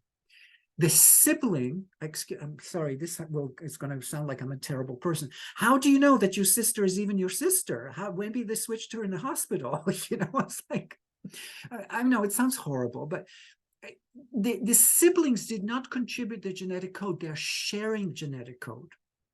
It's meaningful, but it's not as meaningful as the ancestors. Does that make sense? You can say yes or no, it would be helpful. Yes, it makes sense. So I'm not saying ignore them, but I'm just saying that once you start with the siblings, then you have the cousins and you have it can go, I mean, and some patients love to talk about everybody in the family, and it can take hours to go through that. So it's, I'm trying to limit it to what, but if somebody tells you, all my brothers and sisters, they all have this disease, I'm the only person without. I've seen situations like, of course I'm going to consider it. Okay, so the reflexes, we also already saw REN 15 when you press it in and up. We saw REN 17. Also kidney 24 through 26, so the upper kidney line, but only on the left. If it's on both sides, can still be cardiac, but the chances are that the thing on the right is lungs. And then I can't guarantee that what's shown us on the left is actually cardiac. It might actually belong to the lung category. So left side only, kidney 24, 25, 26, something like that. Left pericardium 1, I take pericardium 1 really very, kind of like, you know how stomach 18 is at the root of the breast? That's the name of the point. I take pericardium 1 as if it's the side root of the breast. So I know the textbook says 1 sun lateral to the nipple. Excuse me, that does not make sense to me. So just go to, the breast, even for men, there's like a little mound, and go to the base of the mound, whether it's below or lateral to it. And that to me is pericardium 1. And the spleen 20 lung 1 area. Okay. On the back, and this is considered a little bit like a pathognomonic, meaning if you have it, you probably have cardiac. Left small intestine 11, there'll be puffiness there, and left inner border of the scapula. That's bladder 43, 44, 45. Okay, so those are the reflexes for cardiac. In cardiac, it's very important. You don't always see me check pulse, not all the time. But if somebody has a cardiac thing going on, I have to check it. Because first of all, I have to differentiate rapid pulse from slow pulse in cardiac patients. It's a different treatment. Okay. And I also have to differentiate weak pulse or strong pulse. Some points I can't use if they have a weak pulse. I can't use strong certain points. And the other thing is, if the person, or elderly, it will happen often. You did not diagnose them as cardiac. They come because they have a heart condition and they want you to help them with it. Okay, or they have a issue and you need to treat. You have to treat the heart, okay, because that's circulation. Without circulation, what does acupuncture do? Acupuncture is about moving qi. Okay, without the heart, there's no qi. Okay, that's why it's the emperor. Okay, there's no qi without the heart. It doesn't matter that it's pumping the blood. So, somebody who comes and has a cardiac condition, the first thing you need to do before you treat the heart is check the pulse. Is it weak? Because if it's weak, or it's like short pulse, not all three fingers feel the pulse. You only feel it in one finger or two fingers. It doesn't fill all three fingers for you. It must be treated first. Why? Because it's an anemia. The blood is not filling the vessels. If you're going to start treating the heart, the pump, you're going to make the pump go against a vacuum. That's a terrible idea. Do you see what I'm saying? So, you have to fill up the pulse before you treat the pump. Okay. Now, I'm not saying you have to treat it 20 times before you're allowed to touch the heart. No, just on the treatment table, do spleen 6, spleen 9, and pericardium. What does pericardium mean? Oh, check pericardium 8. If no problem on pericardium 8, use pericardium 6 or pericardium 4. We'll go through pericardium 4 again, 3 fingers below 3. If pericardium 8 is painful, use metal water. Use pericardium 3 and 4 and 5, sorry. So you have to build up some blood. You have to build up some volume in order for the blood to be able for the pump to work against. Don't make the pump go against vacuum. Okay. Exactly the same principle with edema.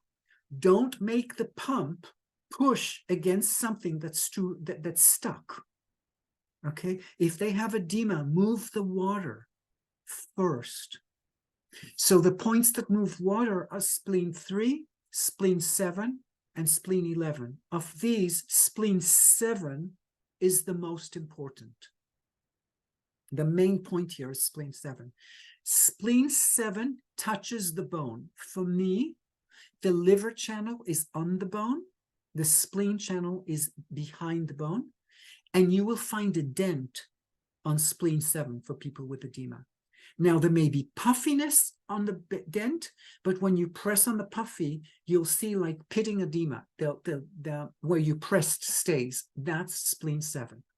So these two considerations with cardiac patients: is the pulse weak? Do I need to fill the pulse up? And do they have edema? Usually in the legs, but it could be elsewhere. Okay, so I need to move the edema so that I'm not pushing the heart against something, against the wall, sort of thing. Okay, then, is the pulse rapid or slow? If it's rapid, I can use REN 4. If it's, and I cannot use REN 4 for slow pulse. I can use REN 4 for regular pulse, but I cannot use it for slow pulse. Why? Think about what happens when you're... Excuse me, because in the French translation, they wrote spleen 4. So it's really REN. That's the next slide in my... No, it's that slide. Oh, no. Okay, so... No, okay. it's that slide. So Okay, it's really so they REN have 4. They took, okay, so I think they took okay, look at this slide in English, I'm sorry. Wait, Because I have another translate. slide. No, I have another slide. Look, there's a slide here. And I think that whoever did this thought that it was the same slide as before, the translator. So I think they might have taken it out. I did not translate this one. I know you didn't. Yeah, we know. Do not blame Claude. Claude is innocent. Yeah, I am innocent, yeah. But so unfortunately you're going to have to look at the English slide that's showing, Thank not you. the French. And we will get to spleen 4 in a moment. Okay, so rapid pulse, one of my main points for cardiac is REN 4. I can use it for rapid pulse and I can use it for regular pulse. But if someone has a very slow pulse, do not use REN 4. Instead, use that side gallbladder 28. Go take REN 4 level and go all the way to the side. And here is why. What do you tell someone who is very excited and everything is rapid? You say, breathe into your abdomen. Activating the lower abdomen slows you down, slows down the pulse. If somebody has a slow pulse, that's not what you want them to do. You don't want to slow the pulse down further for someone who's typically a very slow pulse. Okay, so don't stimulate the abdomen, especially the lower abdomen, if someone has a slow pulse. That's one of the rules that I really do keep. Okay.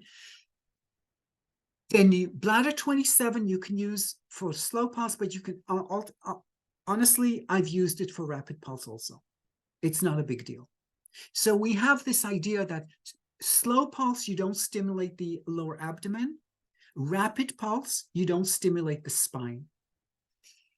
But I can tell you that both myself and I've seen Kiko do it many times, stimulate the spine in rapid pulse anyway. But the abdomen is definitely a rule that I keep.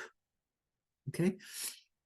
So those are treatment points, REN 4 and UB27. If you want to use REN 4 and you can't because the pulse is too slow, use the point side gallbladder 28 or Mushu, okay, as an alternate. It's not going to be as good, but it will do something. Rapid pulse, okay, tachycardia, use the point under the second toe. Let me stop the share for a second so you can see it. So under this, it will be the toe, not the fingers, under the second toe, okay? So that's the stomach channel, where the toe meets the foot on the underside, on that crease, in the middle of that crease. That's a point for tachycardia, okay? And we always check bladder 60, especially on the left side. You could check it on the right side, but if you're, the really important side is the left side. Bladder 60 is the fire point, right? So if it has pain on it, needle UB66 and UB67, the tiniest needles you can find, because those are the metal and the water points. We'll go through metal water later. If bladder 60, you're pressing on bladder 60 and nothing, no pain, needle bladder 60 upwards. Okay, I usually do this when the patient is face down, and I check it against small intestine 11 and the outer border of their left scapula. I'm sorry, the inner border of the left scapula. So that's this is the beginning of the treatment. Or that's the, oops, sorry.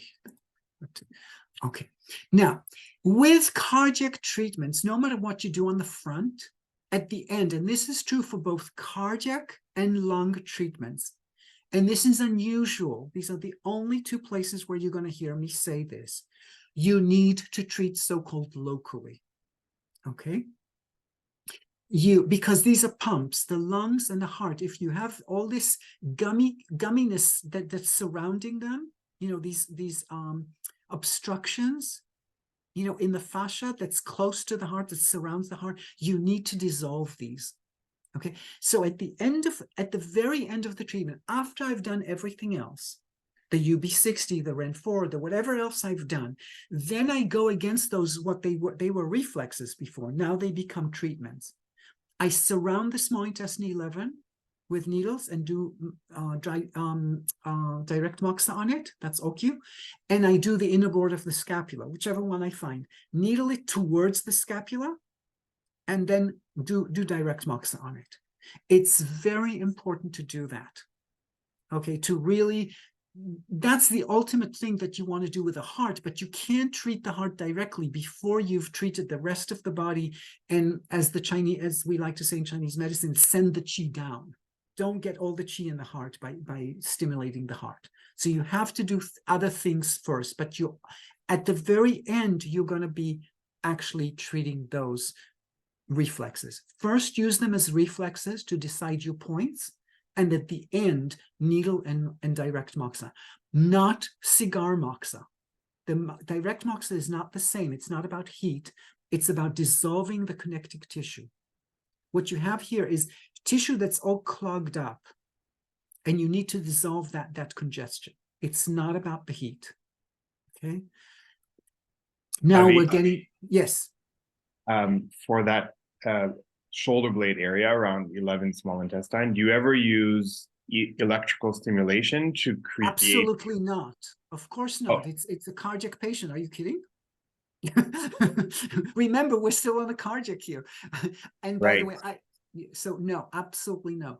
By the way, the only I personally don't do electric stimulation except with something called the pachi, which is a whole different ball game that almost nobody uses nowadays. So it's not my style. It's not, I'm not an electric stim kind of person, but I personally with this, I would be very wary of electric stim because they say don't do electric stim near the heart. So I don't have personal experience, unfortunately, fortunately, but I know that they claim not to do electric stim. Okay. So I'm just guessing that the answer is a no. Thank you. Okay, so again, in pulse considerations in general, it relates to the heart here. That's why I put it here, but it's really as a separate subject in a way. With a slow pulse, as we talked about, do not needle the lower abdomen. With a rapid pulse, I'm saying exercise caution on the spine. It's not a rule like the lower abdomen with slow pulse, So you try and do a few less needles on it, because there's no way I can do a back treatment without using T11, T12, and T7 and T5. That's just not an option for me. And by the way, lots of people who are hypothyroid, and the most important thing for hypothyroid is to stimulate the spine, have rapid pulses. Even though they're they're low functioning thyroid, they can still have rapid pulses. So I think this rule about the spine is not so clear, but the rule about the abdomen is. Okay. In a weak pulse, somebody with a very weak pulse, use spleen 3, but do not use spleen 4. And the reason why it's important is these points are so close to each other. Spleen 4 is the chung, okay? The chung means to dash, to push out, something that pushes out, okay? You don't want to push things out of the heart if the pulse is weak. Okay, so because there's not enough, you're just stressing the heart. It's too weak.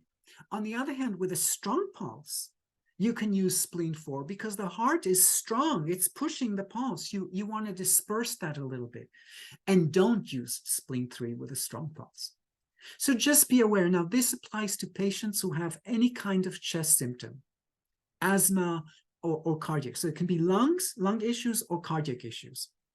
Be careful, because every so often you're going to have a patient that you use the wrong point on compared to the pulse, and they might not feel good on the table. It has happened. Okay, that I have seen personally. It's happened to me.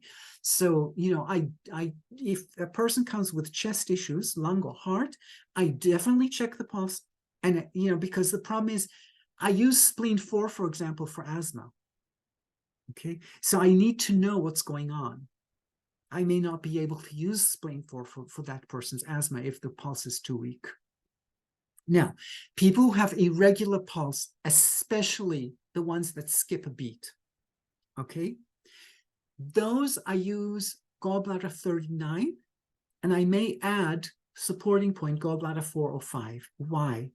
These points all have the character hanging Schwann in it, okay? So gallbladder 39 is called the hanging bell, okay? Schwannzhong. Okay, gallbladder 5 and gallbladder 4, I can't remember which is which, but Schwanli and Schwanshu, the hanging skull and the hanging hair. Okay, so the pulse is it's suspended. You know, it's sorry, the word I was translating Schwann is hanging, but Schwann is actually suspended.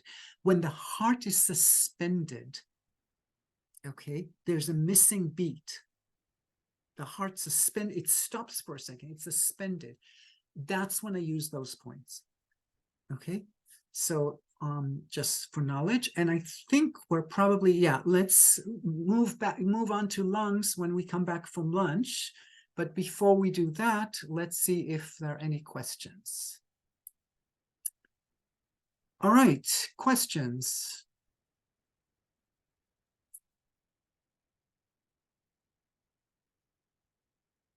And it's, you know, you can ask the questions on the French channel, and it can be translated. So I have a question. Yes. When you thought about the treatment of cardiopathy, and you were related to a slow pulse, I just want to be sure I understood well. We could use 27 bladder or Mushu. Is that right? You can use both of those. Yes, absolutely. Okay. You cannot use REN4. Okay. Thank you. You're welcome. And if you have rapid pulse, you can still use UV27. Go ahead. I'll translate Lise Lacroix's question. Okay. The points for diabetes during the video. C'est quoi hold on.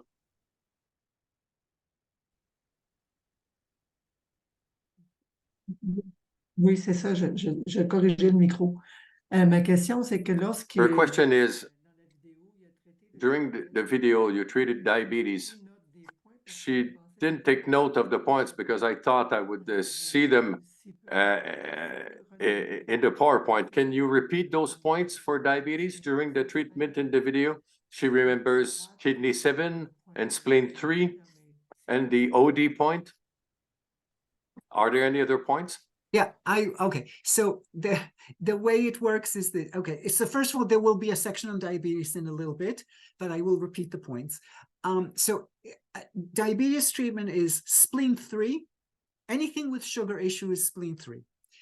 But if you're diabetic, not just sugar issue, you have to add to the spleen 3 adrenal. And adrenal is either kidney 6 and 27. In his case, it was kidney 7 because remember, he had gallbladder 26.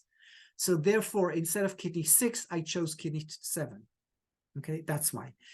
And 27, that's part of the adrenal. And then immune. And then OD point. OD is, we call right stomach 22, but it's really not exactly stomach 22. So you go from the navel to the ribs at 45 degrees on the right side, sorry. On the right side navel to the ribs, 45 degrees, and halfway is the OD point. That's the OD sphincter. And on the back for diabetics, very important, the Watteau or the Do of T11, T12. So that's my diabetic protocol. Diabete. There's a question in French to locate. Louise Philippon demande où se trouve, where is the exact location of the Mushu point? Okay, level with REN4, go all the way to the side. It's going to be under the bone. So go below gallbladder 26. Take gallbladder 26. So gallbladder 26 is level with the navel all the way to the side. This one is level with REN4 all the way to the side, which means it's going to be under gallbladder 26. If you take gallbladder 26 the way I think you should take it, all the way to the side. And it's going to be under the iliac crest, below the iliac crest in the tensor fascia lata muscle. You'll find a rope there. You'll find like very few people will have nothing there, because it's one of the major muscles of the body. And you'll see this point mentioned lots and lots and lots in the afternoon. I will talk about this point again. Right? Anyone else? I see there's two things on the chat, so I'm hoping someone's monitoring the chat. I am monitoring the chat and the question has Oh. been answered. Okay, perfect. Thank you. I'm trying to be all over the place. Okay, that's good for you. Good for the Anyone teaching. else? Yes, please. Je me demandais quand il a fait When you did the diabetes treatment, why you didn't add lung 5? Yes. Why you didn't do lung 5 to correlate with the adrenal glands or something?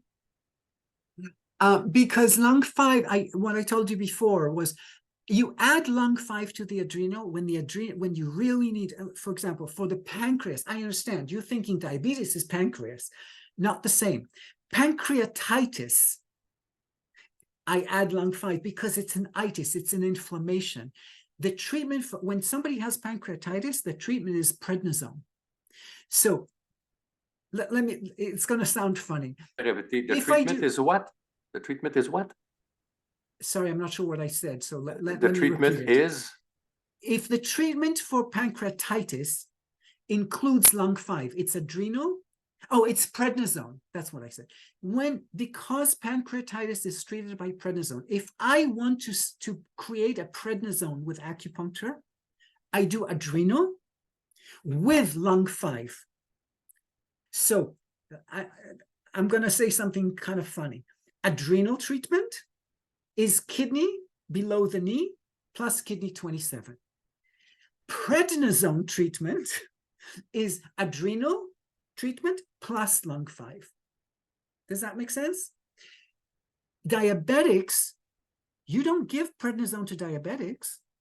It's not so good for them, by the way.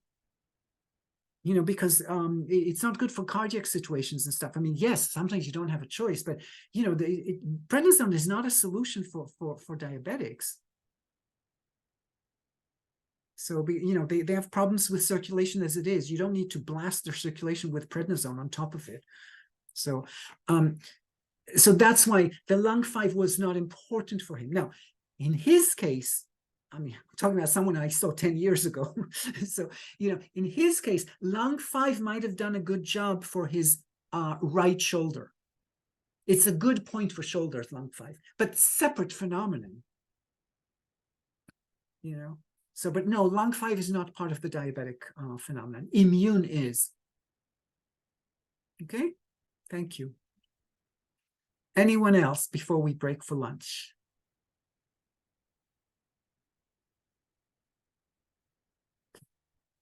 All right, so let's break for lunch. So that gives us till 1:10. Yeah, we'll cheat it for 1:10. Enjoy your lunch. Think about questions, because you know, with this class, you're not going to see another treatment. I don't have another video for you for treatment. So unfortunately, most of the class is a little bit theoretical. So try and get all your questions out as much as you can. So, because they're not going to be answered by by seeing so much. So, all right. So, see you guys at 1:10. Thank you. Thank you. Enjoy your lunch. Thanks.